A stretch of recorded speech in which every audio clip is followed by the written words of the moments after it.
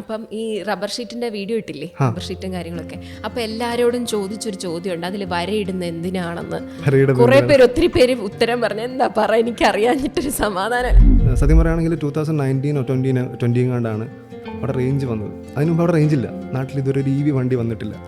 Seriously, ഒരു scooter ആയിക്കോട്ടെ, car ആയിക്കോട്ടെ വന്നിട്ടില്ല. പക്ഷെ എല്ലാവർക്കും പൊതുവേ ഞാൻ ഭയങ്കര ശ്രദ്ധിച്ചിട്ടുള്ളൊരു കാര്യമാണ്, ഇൻഫ്ലുവൻസർ ആണെന്ന് പറയാൻ ഭയങ്കര മടിയാണ്. എനിക്ക് തോന്നുന്നു ഒരു 70% ആൾക്കാരും ഫേക്കാണ്. എന്ന് വെച്ചാൽ കുറേ പേരുടെ ഞാനും ആ സമയത്ത് കണ്ടിട്ടുണ്ട്. ഇവരൊക്കെ കൊള്ളാലോ, ഇവർ ചെയ്യുന്ന സ്ട്രാറ്റജി നമുക്ക് യൂസ് ചെയ്യാമെന്ന് വിചാരിക്കും. 3 കാര്യങ്ങളാണ് ഇൻസ്റ്റാഗ്രാമിൽ വേണ്ടത്.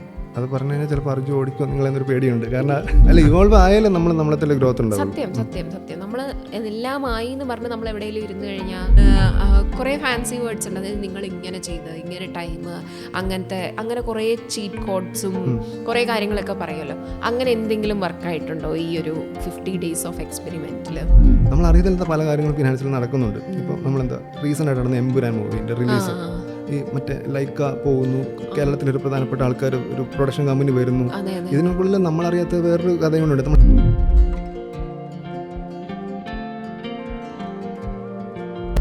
ഹായ്, ഹലോ, എല്ലാവർക്കും നമസ്കാരം. അപ്പോൾ നമ്മൾ കോണ്ടന്റ് ക്രിയേറ്റേഴ്സിനെ ഒക്കെ ഭയങ്കര ഇഷ്ടപ്പെടുന്നത് അവരുടെ ഒരു ജേർണിയിൽ കൂടെ നമ്മളെ നടന്നു കൊണ്ടുപോകുമ്പോഴാണ്. അങ്ങനെ നമ്മളെ നടന്നു കൊണ്ടുപോയിപ്പിക്കുന്ന ഒരാളാണ് നമ്മളോടൊപ്പം ഉള്ളത്. ആൽബിൻ, വാക്ക് വിത്ത് ആൽബി എന്ന് പറഞ്ഞാലായിരിക്കും നിങ്ങൾക്ക് കുറച്ചുകൂടി നന്നായിട്ട് അറിയാൻ പറ്റുന്നത്. അപ്പോൾ let's welcome Albin to the show. Hello. Hello, hi. കണ്ടോ, ഞാൻ പറഞ്ഞില്ലേ ഇൻട്രോ പറയുമ്പോൾ കുറച്ച് ടെൻഷൻ വരുമെന്ന്. ഇത്ര ഞാൻ വിചാരിച്ചില്ല. ചെറിയ ഇൻട്രോ അല്ലായിരുന്നു. ചെറിയ ഇൻട്രോ ആയിരുന്നു, പക്ഷെ കാര്യങ്ങളെല്ലാം ഉണ്ട്. അതാണ് കേട്ടോ, നടന്നുകൊണ്ട് പറഞ്ഞു. അതെ, എൻ്റെ ഒരു ക്രിയേറ്റിവിറ്റി മനസ്സിലായോ?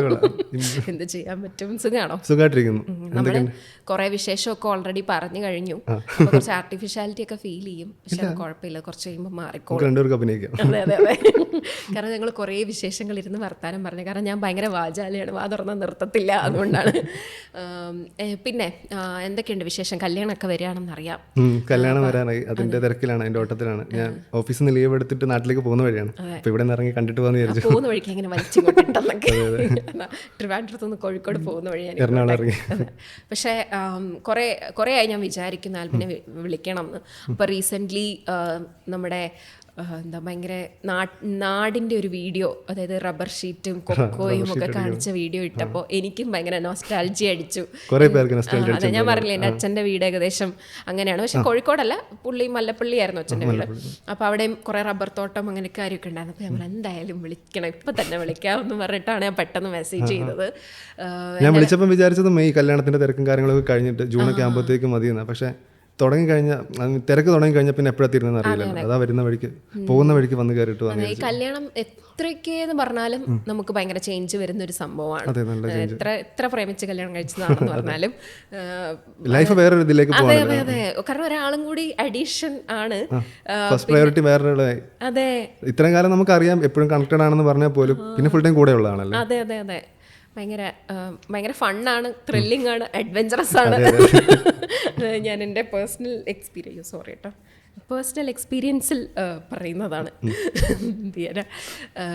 അപ്പം ഈ റബ്ബർ ഷീറ്റിൻ്റെ വീഡിയോ ഇട്ടില്ലേ, റബ്ബർ ഷീറ്റും കാര്യങ്ങളൊക്കെ. അപ്പം എല്ലാവരോടും ചോദിച്ചൊരു ചോദ്യമുണ്ട്, അതിൽ വരയിടുന്ന എന്തിനാണെന്ന്. കുറേ പേര്, ഒത്തിരി പേര് ഉത്തരം പറഞ്ഞു. എന്താ പറ, എനിക്കറിയാഞ്ഞിട്ടൊരു വരയിടുന്നത് പെട്ടെന്ന്. അതിനകത്ത് കമന്റ് ഉണ്ട്, ഞാനത് പിന്നെയും വിട്ടുപോയെന്ന് എനിക്ക് തോന്നുന്നു. അത് പെട്ടെന്ന് ഉണങ്ങാൻ വേണ്ടിയിട്ട് റബ്ബർ ഷീറ്റ് അടിച്ചിട്ട് നമ്മൾ ഇത്രയും വലിയൊരു സംഭവമായിരിക്കും റബ്ബർ, ഇങ്ങനെ പാല് ഒഴിച്ച് ടൈറ്റാക്കി കട്ട പിടിപ്പിക്കും, അതിനെ ഇങ്ങനെ സ്ലിമ്മാക്കി പെട്ടെന്ന് ഉണങ്ങാൻ വേണ്ടിയിട്ട്. വെള്ളത്തിന്റെ കണ്ടന്റ് ഉണ്ടെങ്കിൽ വെള്ളത്തിന്റെ കണ്ടന്റ് 0% ആവണം. അപ്പം ആ വെള്ളത്തിന്റെ കണ്ടന്റ് 0% ആയിട്ടാണ് നമ്മളത് പുറത്ത് കൊടുക്കുന്നത്. അതിന് വേണ്ടിയിട്ടാണ്. അപ്പം വരയിട്ട് കഴിഞ്ഞാൽ എന്തോ പെട്ടെന്ന് വെള്ളം ഡ്രെയിൻ ആവുന്നുള്ള പണ്ടത്തെ സിസ്റ്റമാണ്. പണ്ടത്തെ എഞ്ചിനീയറിംഗ് സിസ്റ്റം അല്ലേ. അതെ. ഞാൻ പണ്ടിങ്ങനെ ഈ ഷീറ്റൊക്കെ ഇങ്ങനെ ഉണക്കാൻ പറ്റിങ്ങനെ റെക്ടാങ്കിൾ ഷേപ്പിലുള്ള ഒരു ട്രെയിൽ വെച്ചിട്ടല്ലേ. അതിന് റെക്ടാങ്കിൾ ഷേപ്പിലുള്ള അതിലേക്കാണ് നമ്മൾ പാലൊഴിക്കുക, റബ്ബർ പാലൊഴിച്ച് പിന്നെ ഒരു ആസിഡ് ഇടും. അത് അന്നേരത്തേക്കും തന്നെ തൈര് ഒഴിക്കുന്ന പോലെ അങ്ങനെ ആവും. ഒരു ജെല്ലി പോലത്തെ ഒരു സെറ്റപ്പ് ആവും. അത് നല്ല രസമാണ് പിടിക്കാനൊക്കെ. അതിങ്ങനെ ആ ഒരു പ്രോസസ്സിലേക്ക് കടന്നു വരും. ചെറിയൊരു മണമുണ്ട്, രസമാണ്. എല്ലാവർക്കും ഇഷ്ടപ്പെടും. ചിലർക്ക് ഈ പെട്രോളിന്റെ മണമൊക്കെ ഇഷ്ടമില്ലേ, ചിലർക്ക് ഇഷ്ടമില്ല, ചിലർക്ക് ഇഷ്ടമാണ്. അതുപോലെ ഒരു ഇതാണ് ഇത് മണം. എനിക്ക് ആ മണം ഭയങ്കര ഇഷ്ടമായിരുന്നു, റബ്ബറിന്റെ മണം. അതൊരു ഇങ്ങനെ ഓർമ്മ പോലെ എല്ലാവർക്കും നൊസ്റ്റാൾജി. എല്ലാവരും അവധിക്ക് മാത്രം നാട്ടിൻപുറത്ത് പോകുമ്പോൾ കാണുന്ന സാധനമാണല്ലോ. അങ്ങനെ ഇപ്പോൾ ഒരുപാട് അർബൻ ലൈഫ് എക്സ്പ്ലോർ ചെയ്തിട്ടുള്ള ആൾ തന്നെയാണ്. അപ്പോൾ ഇങ്ങനെയുള്ള ഒരു കൾച്ചറിൽ നിന്ന് അങ്ങോട്ടേക്ക് മാറുമ്പോൾ എന്ന് വെച്ചാൽ 2 ഡൈവേഴ്സിറ്റിയും കാണാൻ പറ്റും. അതായത് ഒരു നാട്ടിൻപുറത്തിൽ ജീവിച്ചിട്ടുണ്ട്, ആ ലൈഫും അറിഞ്ഞിട്ടുണ്ട്. അപ്പോൾ ഈ ബാംഗ്ലൂര്, ട്രിവാൻഡ്രം, കൊച്ചി അങ്ങനെയുള്ള സിറ്റികളിലും ജീവിച്ചിട്ടുണ്ട് ഇല്ലേ? അത്ര പ്രായമുണ്ടെന്നൊന്നും അല്ല കേട്ടോ പറയുന്നത്, പല സ്ഥലത്ത്. അതെ അതെ അതെ. ഇപ്പോൾ അതെ, ഒരു വർഷമാണെങ്കിലും കൊച്ചിയിൽ നിന്നും അങ്ങനെ ആയാലും നമുക്ക് എക്സ്പ്ലോർ ചെയ്യാൻ പറ്റുമല്ലോ. അപ്പോൾ വെച്ചിങ്ങനെ കാലം മാറുന്നതനുസരിച്ച് ഇപ്പം നമ്മുടെ കുറച്ച് നാട്ടിൻപുറത്തേക്ക് ചെന്നാലും ഇപ്പോഴും കൃഷി അങ്ങനെയുള്ള കാര്യങ്ങളൊക്കെ വരുമ്പോൾ കുറച്ചും കൂടി വേറെ എന്താ ആ ഒരു ഡൈവേഴ്സിറ്റി എങ്ങനെയാണ് നോക്കിക്കാണുന്നത്? നല്ല ചേഞ്ച് എന്ന് വെച്ചാൽ എൻ്റെ നാട് വിലങ്ങാട് വാളൂക്ക് എന്നാണ് എൻ്റെ വീടിരിക്കുന്ന സ്ഥലത്തിൻ്റെ പേര്. അവിടെ ഇപ്പോഴും 1980s 1990s വൈബാണ്. വൈകുന്നേരം ആയാൽ അങ്ങാടിയിൽ ആൾക്കാരിരുന്ന് വർത്തമാനം പറയുന്നുണ്ടാവും, ചായ കുടിച്ച് പത്രമൊക്കെ വായിക്കുന്ന ആൾക്കാരൊക്കെ ഉണ്ട്. സത്യം പറയുകയാണെങ്കിൽ 2019 20 എങ്ങാണ്ടാണ് അവിടെ റേഞ്ച് വന്നത്. അതിന് മുമ്പ് അവിടെ റേഞ്ചില്ല. ഇപ്പോഴും BSNL മാത്രമേ ഉള്ളൂ. അതും ഈ ആ ഒരു ടവറിൻ്റെ അടുത്തിരിക്കുന്ന കുറച്ച് ലൊക്കാലിറ്റി മാത്രം. ഒരു BSNL ഉണ്ട് വീട്ടിൽ പോകുമ്പോൾ ഉപയോഗിക്കാൻ വേണ്ടിയിട്ട്, അല്ലാത്തത് വേറെ ഉണ്ടോ? അപ്പം അത്രയ്ക്കും ഉള്ളിലുള്ള ആൾക്കാരാണ്. ആൾക്കാർക്ക് പുറത്തെ എക്സ്പോഷർ കാര്യങ്ങളൊന്നും കിട്ടിയിട്ടില്ല. നാട്ടിൽ ഇതൊരു EV വണ്ടി വന്നിട്ടില്ല. സീരിയസ്ലി, ഒരു സ്കൂട്ടർ ആയിക്കോട്ടെ കാർ ആയിക്കോട്ടെ വന്നിട്ടില്ല. അപ്പോൾ അത്രയും ഉള്ളിലുള്ള ആൾ പെട്ടെന്ന് എല്ലാവരും പുറത്ത് പോകും പഠിക്കാൻ വേണ്ടിയിട്ട്. +2 വരെ നാട്ടിൽ സ്കൂളിംഗ് ഉള്ളൂ. അത് കഴിഞ്ഞ് എന്തായാലും ഡിഗ്രിയോ വേറെ എന്ത് പഠിക്കാനാണെങ്കിലും പുറത്ത് പോകണം. അപ്പോൾ എല്ലാവർക്കും പുറത്തെ എക്സ്പോഷർ കിട്ടുന്നുണ്ട്. എന്നാൽ പോലും അത് ഭയങ്കര ഡിഫറൻസാണ്. ഇപ്പോൾ പുറത്ത് നമ്മുടെ നാട്ടിൽ 8 മണി 9 മണിക്ക് ശേഷം സ്ട്രീറ്റ് ലൈറ്റ് മാത്രമേ ഉള്ളൂ വെട്ടമായിട്ട്. പുറത്തുകൂടെ ആരും ഇറങ്ങി നടക്കില്ല. നമുക്ക് ശരിക്കും മറ്റേ പ്രേതം ഭൂതം പേടി വരും. ഇവിടെ എന്ത് 10 മണി 11 മണി 12 മണി ആയാലും എല്ലാ ഷോപ്പും ആവും. ഞാൻ ഇന്നലെ ഇവിടെ എറണാകുളത്ത് വന്നപ്പോൾ 1 മണി മറ്റായി, പുറത്തിറങ്ങി ഭക്ഷണം കഴിക്കുന്നു 2 മണി 3 മണിയായപ്പം. ആ ഒരു ഡിഫറൻസ് എന്താണെങ്കിലും ഉണ്ടാവും. അതെ അതെ അതെ അതെ. അപ്പൊ ആദ്യമായിട്ട് ഇങ്ങനെ പുറത്തേക്കൊക്കെ പോകുമ്പോൾ അങ്ങനെ എന്തെങ്കിലും ബുദ്ധിമുട്ട് വന്നിട്ടുണ്ടോ? ആദ്യം പുറത്തേക്ക് പോയത് ഡിഗ്രി പഠിക്കാൻ വേണ്ടി ബാംഗ്ലൂരായിരുന്നു. ബാംഗ്ലൂരാണ് ഡിഗ്രി ചെയ്തത്, BCom പഠിക്കാൻ വേണ്ടിയിട്ട്. ഭയങ്കര സ്ട്രീം. അത് പോകാൻ വേണ്ടി കാരണം ആ സമയത്ത് മുതലേ ഞാൻ വിരാട് കോഹ്ലിൻ്റെയും RCBയുടെ ഫാനാണ്. അപ്പോൾ എനിക്ക് ദേവഗിരി ഈ ഹൈറ്റ് ഉള്ളതുകൊണ്ട് പഠിക്കാൻ വേണ്ടിയിട്ടൊരു ചാൻസ് കിട്ടിയായിരുന്നു. ദേവഗിരി ഇവിടെ അടുത്ത്, വീട്ടിലടുത്ത് കോഴിക്കോട്, വേണ്ട നമുക്ക് മാറ്റി പിടിക്കാം, ബാംഗ്ലൂർ പോകാമെന്ന് വിചാരിച്ച് ബാംഗ്ലൂർ പോയി. ഒന്നും മനസ്സിലാവാത്തില്ല സിറ്റുവേഷൻ, എന്തൊക്കെയാണ് നടക്കുന്നത്. ഞാൻ ആദ്യം എന്നെ കൊണ്ടുവിടാൻ വേണ്ടി വീട്ടിൽ നിന്ന് എൻ്റെ ഒരു കസിൻ ഉണ്ട് ജോയൽ എന്ന് പറയുന്നത്, പുള്ളിയുടെ കാറിലാണ് പോകുന്നത്. ഒരു ഫ്ലൈ ഓവർ കയറി പോവുക, താഴെ കൂടെ വേറെ ഫ്ലൈ ഓവർ, അതിന് മുകളിൽ കൂടെ വേറെ ഫ്ലൈ ഓവർ. നമുക്ക് ഭയങ്കര തെറ്റിതാണോ? ആ ഒരു ഇതായിരുന്നു. അന്നാണ് വീട്ടിൻ്റെ അടുത്തുള്ള റോഡിൽ ടാറ് പോലുണ്ട്. അപ്പം വ്യത്യാസമൊക്കെ ആ ഒരു ഇതായിരുന്നു. പിന്നെ എല്ലാം ഒരു മാസം കൊണ്ടൊക്കെ നമ്മൾ അഡാപ്റ്റ് ആവുമല്ലോ. ആൽബിൻ്റെ വീഡിയോസിൻ്റെ പ്രത്യേകത എന്താണെന്ന് വെച്ച് കഴിഞ്ഞാൽ എല്ലാത്തിലും ഞാൻ ഒത്തിരി വട്ടം പറഞ്ഞെന്ന് എനിക്കറിയാം, പക്ഷെ ഞാൻ ഒന്നുകൂടെ വീഡിയോയിൽ ഒന്നും കൂടെ അത് പറയണം. ഭയങ്കര റൂട്ടഡ് ആയിട്ട് ഫീൽ ചെയ്യും. അതായത് പറയുന്ന എന്ത് കാര്യത്തിലും ഭയങ്കര ജെന്യുവിനിറ്റി ഫീൽ ചെയ്യും നമുക്ക്. ഇപ്പം ഞാൻ ആ സിറ്റുവേഷനിലൂടെ ഗോ ത്രൂ ചെയ്തിട്ടില്ലെങ്കിലും എനിക്ക് അതുമായിട്ട് ഭയങ്കര റിലേറ്റ് ചെയ്യാൻ പറ്റും. എന്താണെന്നറിയില്ല, അതെന്ന് വെച്ചാൽ എന്തിനോ ഒരു കണക്ഷൻ, റിലേറ്റബിലിറ്റി അല്ല, കണക്ഷൻ ഫീൽ ചെയ്യും. അത് ഭയങ്കര പ്രത്യേകത, ഭയങ്കര റെയർ ആയിട്ടുള്ള ഒരു കാര്യമാണ്. അങ്ങനെ പറയാറുണ്ടോ ആളുകൾ? എല്ലാവരും പറയാറുണ്ട് റിലേറ്റബിലിറ്റി. ആൾക്കാർക്ക് ഇപ്പോൾ ഇൻസ്റ്റാഗ്രാമിൽ ഒരു വീഡിയോ വർക്ക് ആവണമെങ്കിൽ ഉറപ്പായിട്ടും റിലേറ്റബിൾ ആവണം. അത് എനിക്കറിയാം. ചെറിയൊരു റിസർച്ചൊക്കെ നടത്തിയിട്ടായിരിക്കുമല്ലോ ഇതിന് വന്നിട്ടുണ്ട്. അപ്പം ഇൻറ്റൻഷനലി ഭയങ്കരമായിട്ട് റിലേറ്റബിൾ ആവാൻ വേണ്ടി ഒന്നും ചെയ്തില്ല. അത് ആർട്ടിഫിഷ്യൽ ആവും, പ്ലാസ്റ്റിക് ആവും, വർക്കാവില്ല. പക്ഷേ നമ്മളൊരു എന്തെങ്കിലും ചെറിയൊരു ചായക്കട പോകുമ്പോഴാണെങ്കിൽ പോലും നോർമലി ഞാൻ വീഡിയോ എടുത്തില്ലെങ്കിൽ പോലും എന്താണ് ചെയ്യുന്നത് ആ സംഭവം ചെയ്യുന്നു. ഇപ്പോൾ ഒരു പുതിയൊരു പ്ലേസ് കാണുമ്പോൾ അതിനകത്ത് നമ്മൾ എന്തൊക്കെ ചെയ്യാൻ പോവുക, നമ്മൾ വെറുതെ വീഡിയോ അല്ലാതെ ഞാനും എൻ്റെ ഫ്രണ്ട്സും കൂടെ പോകുമ്പോൾ എന്താണോ എക്സ്പീരിയൻസ് ചെയ്യുന്നത് ആ ഒരു എക്സ്പീരിയൻസ് എന്നെ കാണുന്ന ആൾക്കാരിലേക്കും കൂടെ എത്തിക്കാൻ വേണ്ടി നോക്കും. ആ ഒരു റിലേറ്റബിലിറ്റി ചിലപ്പം വീഡിയോയിലും വർക്കായിട്ടുണ്ടാവാം. ഈ ലൈഫ് സ്റ്റൈൽ വ്ളോഗേഴ്സിനെ ശരിക്കും അപ്രീഷിയേറ്റ് ചെയ്യണം. കാരണം മൊമെന്റ്സ് എൻജോയ് ചെയ്യുന്നതിൻ്റെ കൂടെ തന്നെ ഇത് ക്യാപ്ചർ ചെയ്യുക എന്ന് പറയുന്നത് ഭയങ്കര ബുദ്ധിമുട്ടുള്ള കാര്യം. കാരണം ഞാൻ കുറേ ശ്രമിച്ചിട്ടുണ്ട് വ്ളോഗ് ചെയ്യാനായിട്ടും മിനി വ്ളോഗ്സ് എടുക്കാനും ഒക്കെ. പക്ഷെ അത് നമുക്ക് വേണമെങ്കിൽ നമുക്കിങ്ങനെ പറയാം, ചുമ്മാ കുറെ ക്ലിപ്സ് എടുത്തിട്ട് വോയിസ് ഓവർ ചെയ്താൽ പോരെ എന്ന് പറയുന്നവരുണ്ട് കേട്ടോ എൻ്റെ അടുത്ത്. കാരണം അവരുടെ മിനി വ്ളോഗ് ചെയ്തൂടെ, അത് ചെയ്തൂടെ, ഇത് ചെയ്തൂടെ, കുറെ ക്ലിപ്സ് എടുത്തിട്ട് ചുമ്മാ. പക്ഷെ അതിലെവിടെയാണ് എസെൻസ്, അതിലെവിടെയാണ് ഒരു ജെന്യുവിനിറ്റി അല്ലേ? നമുക്കത് എഡിറ്റ് ചെയ്യുമ്പോൾ നമുക്ക് തന്നെ ഒരു കണക്ഷൻ ഫീൽ ചെയ്തില്ലെങ്കിൽ ഒരു ഭംഗി ഉണ്ടാവില്ലല്ലോ പുറത്തേക്ക് വരുമ്പോൾ. അപ്പം എങ്ങനെയാ ഈ മൊമെന്റ്സ് എൻജോയ് ചെയ്തുകൊണ്ട് ക്യാപ്ചർ ചെയ്യുന്ന അതിൻ്റെ ഒരു ട്രിക്ക് എന്താ? ഓരോരുത്തർക്കും ഡിപ്പെൻഡൻ്റ് ആയിരിക്കും. അതായത് ഞാനിവിടെ എറണാകുളത്ത് പഠിക്കുന്ന സമയത്ത് ഇവിടെ ഫ്രണ്ട്സൊക്കെ ആയിട്ട് റൂം എടുത്തായിരുന്നു താമസിക്കുന്നത്. ആ സമയത്ത് എൻ്റെ അടുത്ത് നല്ല ഫോണില്ല. പക്ഷേ ഞങ്ങൾ ഇവിടെ നിന്ന് എല്ലാ 2 മാസം കൂടുമ്പോഴൊക്കെ വാഗമൺ മൂന്നാറൊക്കെ ട്രിപ്പ് പോകും. അപ്പോൾ എൻ്റെ അതിനകത്തുള്ള ഹാപ്പിനെസ് എന്ന് പറഞ്ഞാൽ ഞാൻ അവരുടെ ആരുടെയെങ്കിലും ഫോണൊക്കെ വാങ്ങിയിട്ട് ആ മൊമെൻറ്റ്സ് ക്യാപ്ചർ ചെയ്യും. തിരിച്ച് വന്നിട്ട് ഇവർ ഫ്രീ ആകുന്ന സമയത്ത് അവരുടെ ഫോണിൽ തന്നെ എന്തെങ്കിലും ഒരു പാട്ടൊക്കെ ഇട്ടിട്ട് എഡിറ്റ് ചെയ്യും. അന്ന് എഡിറ്റിംഗ് ഒന്നും പഠിച്ച് വരുന്നേ ഉള്ളൂ, അവരുടെ ഫോണിൽ തന്നെ പഠിച്ചത്.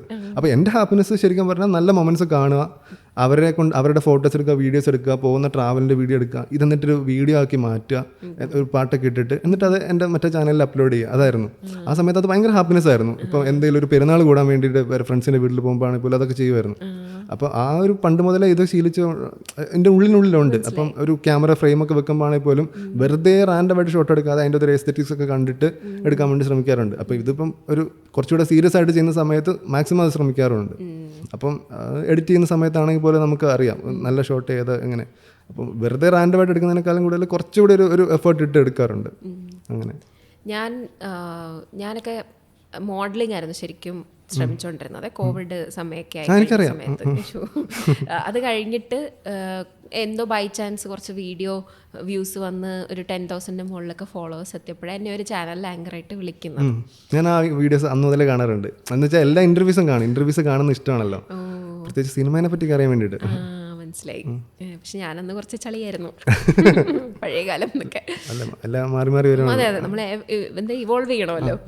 അപ്പം അല്ല, ഇവോൾവ് ആയാലേ നമ്മളെ ഗ്രോത്ത് ഉണ്ടാവും. സത്യം സത്യം സത്യം. നമ്മൾ എല്ലാമായി എന്ന് പറഞ്ഞ് നമ്മൾ എവിടെയെങ്കിലും ഇരുന്ന് കഴിഞ്ഞാൽ അല്ല, ഇപ്പോഴത്തെ ഈ ഒരു ഫേസിൽ നടക്കില്ല. നമ്മൾ ഇന്നത്തെ നമ്മളെ ശരിക്കും നാളത്തെ നമ്മൾ ചിലപ്പം ക്വസ്റ്റ്യൻ ചെയ്യണം, എന്നാലേ നമുക്ക് ഗ്രോത്ത് ഉണ്ടാവുള്ളൂ. സത്യം സത്യം. ഇന്നിരുന്നിട്ട് ഞാൻ ഇന്നലെ ചെയ്തത് മതിയോ, കുറച്ചുകൂടെ ചെയ്യണ്ടേ എന്ന് ചിന്തിച്ചാലേ നമ്മൾ മുന്നോട്ട് പോകുള്ളൂ. സത്യമായിട്ട്. അല്ല, നമ്മളെ വേറൊരാൾ ഓവർടേക്ക് ചെയ്യും. അത്രയ്ക്ക് ആൾക്കാരുണ്ട് ഇപ്പം.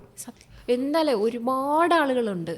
ഒരുപാടെന്ന് പറഞ്ഞു കഴിഞ്ഞാൽ അതായത് ഇപ്പോൾ ബ്രാൻഡ്സ് ഡീൽസിന് വരുമ്പോഴാണെങ്കിൽ പോലും ഇപ്പം നമ്മൾ പറഞ്ഞില്ലെങ്കിൽ അവർക്ക് വേറെ 10 ഓപ്ഷൻ ഉണ്ട്. അതെ, പക്ഷെ അതുകൊണ്ട് അപ്പം കുറച്ച് ബുദ്ധിമുട്ട് വരും.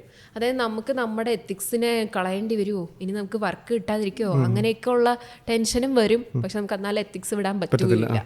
അങ്ങനെയുള്ളൊരു ഇതിൽ ഭയങ്കര ഇതാണ്.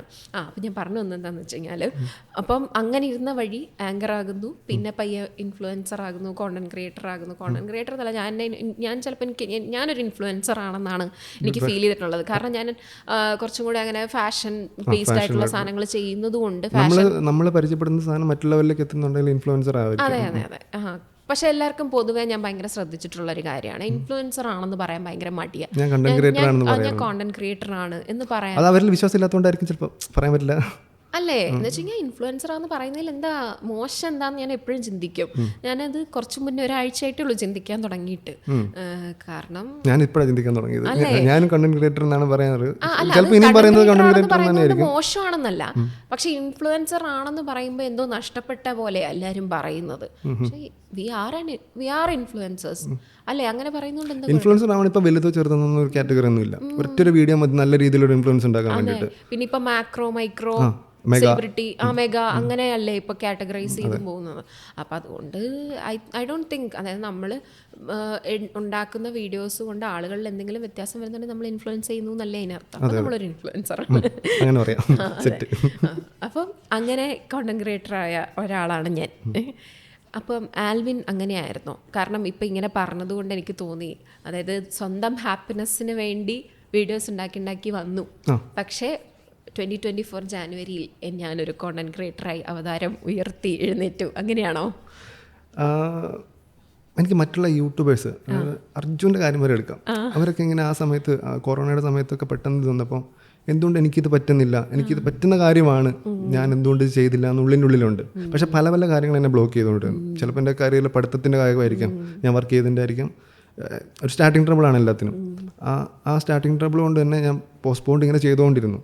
പക്ഷേ വീഡിയോ വളരെ നല്ല രീതിയിൽ അനലൈസ് ഒക്കെ ചെയ്യുമായിരുന്നു. ആ കാര്യം ഇയാൾ എന്തുകൊണ്ട് ഹിറ്റാവും എന്നൊക്കെ കറക്റ്റായിട്ട് മനസ്സിലാക്കാൻ പറ്റുന്ന ഒരു ഇതിലായിരുന്നു.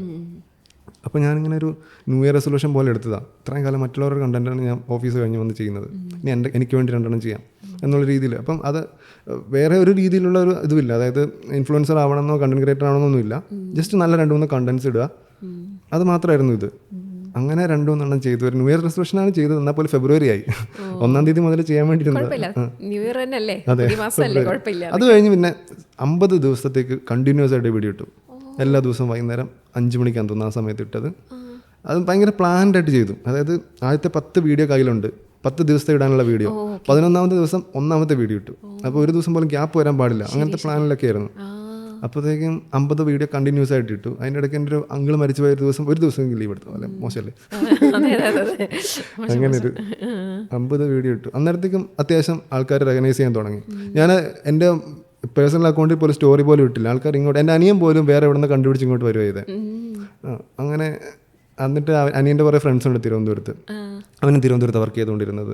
അപ്പോൾ അവർ കുറേ പേര് ഷെയർ ചെയ്യുന്നു. അവർ ടെക്നോ പാർക്കിലായതുകൊണ്ട് ഒരു വലിയൊരു ക്രൗഡിലേക്ക് എത്തി.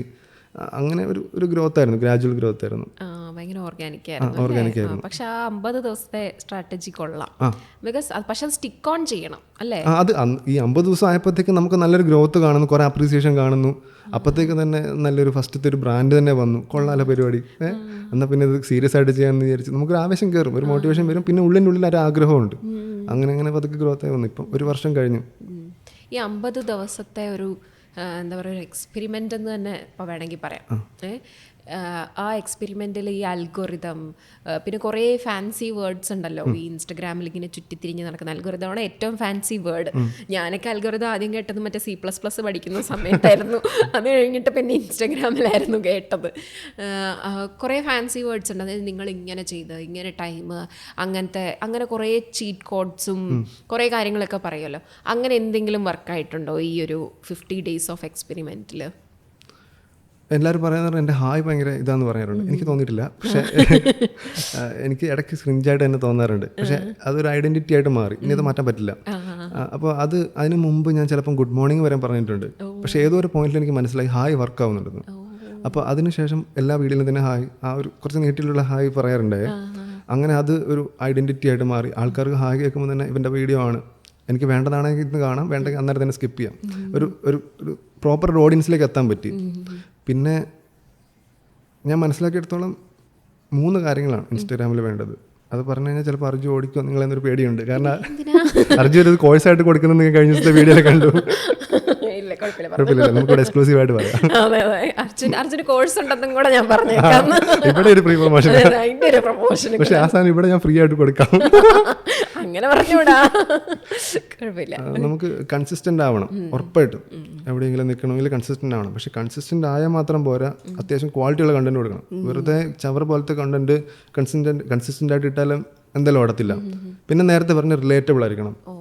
ഈ സംഭവം എൻ്റെ ഞാനാണ് ഒരാളുടെ വീഡിയോ കാണുന്നെങ്കിൽ ഓക്കെ, ഇതിൽ ചെറിയൊരു പാർട്ടെങ്കിലും എനിക്ക് റിലേറ്റ് ചെയ്യാൻ പറ്റുന്നുണ്ടെങ്കിൽ ഇതാവും. പിന്നെ റിലയബിൾ ആവണം. ഈ 3 കാര്യത്തിൽ ഞാൻ ഫോക്കസ് ചെയ്യാറുണ്ട്. അത് ഉറപ്പായിട്ടും അപർണയ്ക്ക് അറിയാമായിരിക്കും. എന്നാലും ഞാൻ ആ 50 ദിവസം കൊണ്ട് പഠിച്ച കാര്യം ഇത്.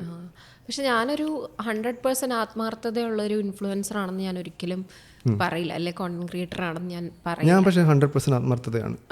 അത് വേണം, അതെനിക്ക് ഇഷ്ടപ്പെട്ടു. അത് എന്ത് ചെറുതാണെങ്കിലും വലിയ വർക്കാണെങ്കിലും ഒരു ഇതില്ലാത്ത വീഡിയോ ആണെങ്കിലും 100% ഇടും. അല്ല, വീഡിയോ എടുക്കുമ്പം ഞാൻ നന്നായിട്ട്, പക്ഷെ എനിക്ക് ഈ പറയുന്ന കൺസിസ്റ്റന്റ് ആയിട്ട് ആളുകളിലേക്ക് കോണ്ടന്റ് ഞാൻ ഡെലിവർ ചെയ്യുന്നുണ്ടോ എന്ന് ചോദിച്ചാൽ എനിക്കത് ഇച്ചിരി ഡൗട്ട്ഫുൾ ആയിട്ടുള്ള കാര്യം. ഞാൻ ആ കാര്യത്തിൽ ഭയങ്കര പ്രൗഡ് അതിനെ പറ്റി. അതായത് ഓഫീസിൽ വർക്ക് കഴിഞ്ഞിട്ടാണ് ഇത് ചെയ്യുന്നത്. ഓഫീസിൽ വർക്ക് കഴിഞ്ഞ് റൂമിലെത്തുമ്പോൾ മിനിമം 7 മണിയാവും. അത് കഴിഞ്ഞിട്ട് വേണം, ഒരു 2 ദിവസം ഗ്യാപ്പുണ്ട് ഇപ്പോൾ, എന്നാൽ പോലും ആ 2 ദിവസത്തെ വീഡിയോ ഇടയ്ക്കിടയ്ക്കുള്ളത് ഒരു സ്റ്റോറി ആക്കി രാവിലെ 3 മണി വരെയൊക്കെ എഡിറ്റ് ചെയ്യണം. 3:30 ആവും ചിലപ്പോൾ ഉറങ്ങുമ്പോൾ. അതിനിടയ്ക്ക് കുറേ പേഴ്സണൽ ടൈം നമ്മൾ സ്കിപ്പ് ചെയ്യേണ്ടി വരും. റിലേഷൻഷിപ്സിൽ കുറച്ച് പ്രശ്നങ്ങൾ വരും. വീട്ടിൽ വിളിക്കാൻ പോലും സമയം ചിലപ്പോൾ കിട്ടിയെന്ന് വരില്ല.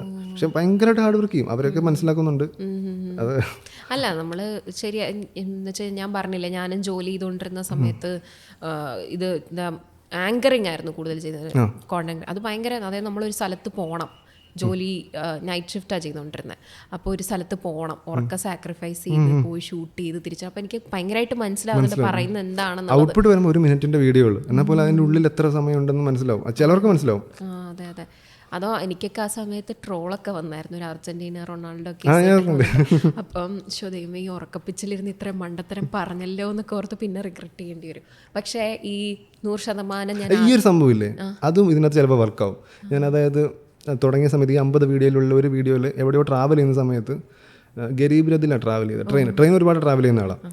അപ്പം അന്ന് എക്കണോമിക് 3rd AC എടുത്തതെന്ന് പറഞ്ഞു. ആൾക്കാരത് കറക്റ്റ് ചെയ്യും. ആൾക്കാരത് കറക്റ്റ് ചെയ്യുമ്പോൾ 3rd AC അല്ല ഗരീബ് രഥ എന്ന് പറയുമ്പോൾ ഒരു കോൺവെർസേഷൻ വരുമ്പോഴത്തേക്കും കുറച്ചുകൂടി പുതിയ ഓഡിയൻസിലേക്ക് എത്തും. അത് ഞാനത് ഇന്റൻഷനലി ചെയ്തല്ലെങ്കിൽ പോലും അതെനിക്ക് അന്ന് മനസ്സിലായ ഒരു കാര്യമാണ്. അത് വേണമെങ്കിൽ ആൾക്കാർക്ക് പുതിയൊരു ആൾക്കാർക്ക് ട്രൈ ചെയ്യാവുന്നതാണ്. അത് ശരിയാ. ഭയങ്കര ഭയങ്കര നെഗറ്റീവ് നമ്മൾ പറയുന്നില്ല, നമുക്ക് അറിയത്തില്ലാത്തൊരു സംഭവം ആൾക്കാരെ നമ്മളെ പറഞ്ഞു തരികയാണ്. പക്ഷെ പോലും ഇൻസ്റ്റാഗ്രാമിൽ അത് വർക്കാവും. അതൊരു ഹ്യൂമൻ നേച്ചറാ കറക്റ്റ് ചെയ്യുക എന്നുള്ളത്. പ്രത്യേകിച്ച് മലയാളികൾക്ക്, നമ്മൾ ഇപ്പം ഞാൻ ഉൾപ്പെടെയുള്ള മലയാളികൾക്ക് കറക്റ്റ് ചെയ്യാൻ കുറച്ചും കൂടി എല്ലാവർക്കും ഒരു ഇതുണ്ട്. അല്ലെങ്കിൽ എന്തെങ്കിലും ഒരു ഇപ്പോൾ ഒരു 10 കല്ല് എടുക്കുന്ന ഒരു വീഡിയോ ആണ്, 9 കല്ല് എടുത്തിട്ട് അയാൾ പോവുകയാണെങ്കിൽ എന്തുകൊണ്ടാണ് 10ാമത്തെ എടുത്തിട്ട് ആ ഒരു ടെൻഡൻസി വരും. അത് അങ്ങനത്തെ കുറച്ച് എലമെന്റ്സ് ഇടും. അത് ശരിയാ. അതുകൊണ്ട് എന്താ ഇപ്പോഴും ചേച്ചി ആ റൊണാൾഡോ അർജന്റീന, റൊണാൾഡോയുടെ പേര് നമ്മൾ അറിയപ്പെടുന്നുണ്ടല്ലോ, കട്ട് ചെയ്ത് കളയണേ എന്നൊക്കെ അങ്ങനെ. അപ്പം കൺസിസ്റ്റൻസി, ക്വാളിറ്റി, റിലേറ്റബിൾ, ഇതൊക്കെയാണ് 4 സംഭവങ്ങൾ. അല്ല, ഞാൻ എന്താ വെച്ച് കഴിഞ്ഞാൽ ഇങ്ങനെ 100% ആത്മാർത്ഥത കൊടുക്കുന്നുണ്ടെന്ന് കോൺഫിഡൻ്റ് ആയിട്ട് പറയാൻ പറ്റുന്നത് തന്നെ ഏറ്റവും വലിയൊരു കാര്യം കേട്ടോ. കാരണം എനിക്കിപ്പോഴും ഡൗട്ടാണ്, ഞാൻ അങ്ങനെയാണോ അല്ലയോ, അങ്ങനെയാണോ. പിന്നെ ജോലി ചെയ്യുന്നുണ്ടെന്നറിയാം. അപ്പം എങ്ങനെയാ ഇത് ശരിക്കും ഹാൻഡിൽ ചെയ്യുന്നത്? ഇപ്പം നമ്മളൊരു ചെറിയ ബ്രീഫ് പറഞ്ഞു 3 മണി വരെയൊക്കെ ഇരുന്ന് എഡിറ്റ് ചെയ്യേണ്ടി വരും എന്ന്. പക്ഷെ എങ്ങനെ വർക്ക് സ്പേസിൽ ഇവർക്ക് എല്ലാവർക്കും അറിയുമോ, അതൊക്കെ പറയാമോ? ഡിസ്കസ് ചെയ്യുന്നതുകൊണ്ട് കുഴപ്പമില്ല, പേരൊന്നും പറയുന്നില്ലല്ലോ. വർക്ക് സ്പേസിൽ അവർ ഇപ്പം നല്ല സപ്പോർട്ട് ചെയ്യും. ആദ്യമേ ഇവൻ എന്താ കാണിക്കുന്ന ഒരു ഇതായിരുന്നു. ആദ്യത്തെ എന്തായാലും സ്പേസിൽ നമ്മളിപ്പം 0 നിന്ന് ഗ്രോ ആയി വരുമ്പോഴത്തേക്കും ആൾക്കാർക്ക് എന്താണെന്നൊരു ഐഡിയ ഉണ്ടാവാതിരിക്കും. അപ്പം ചില നെഗറ്റീവ് ഒക്കെ ഉണ്ടാവും. എന്നാൽ പോലും ഒരു സ്റ്റേജ് കഴിഞ്ഞപ്പോഴത്തേക്കും ക്വാളിറ്റി കണ്ടന്റ് ആണ്, ആൾക്കാർക്ക് ഒരു ബുദ്ധിമുട്ടുമില്ല. ആൾക്കാർ ഇഷ്ടപ്പെടുന്നവർ ഇഷ്ടം പോലെ പേരുണ്ടെന്ന് അറിയുമ്പോഴത്തേക്ക് ആൾക്കാർക്ക് എല്ലാവരും ഭയങ്കര സപ്പോർട്ടീവ് ആയിരുന്നു.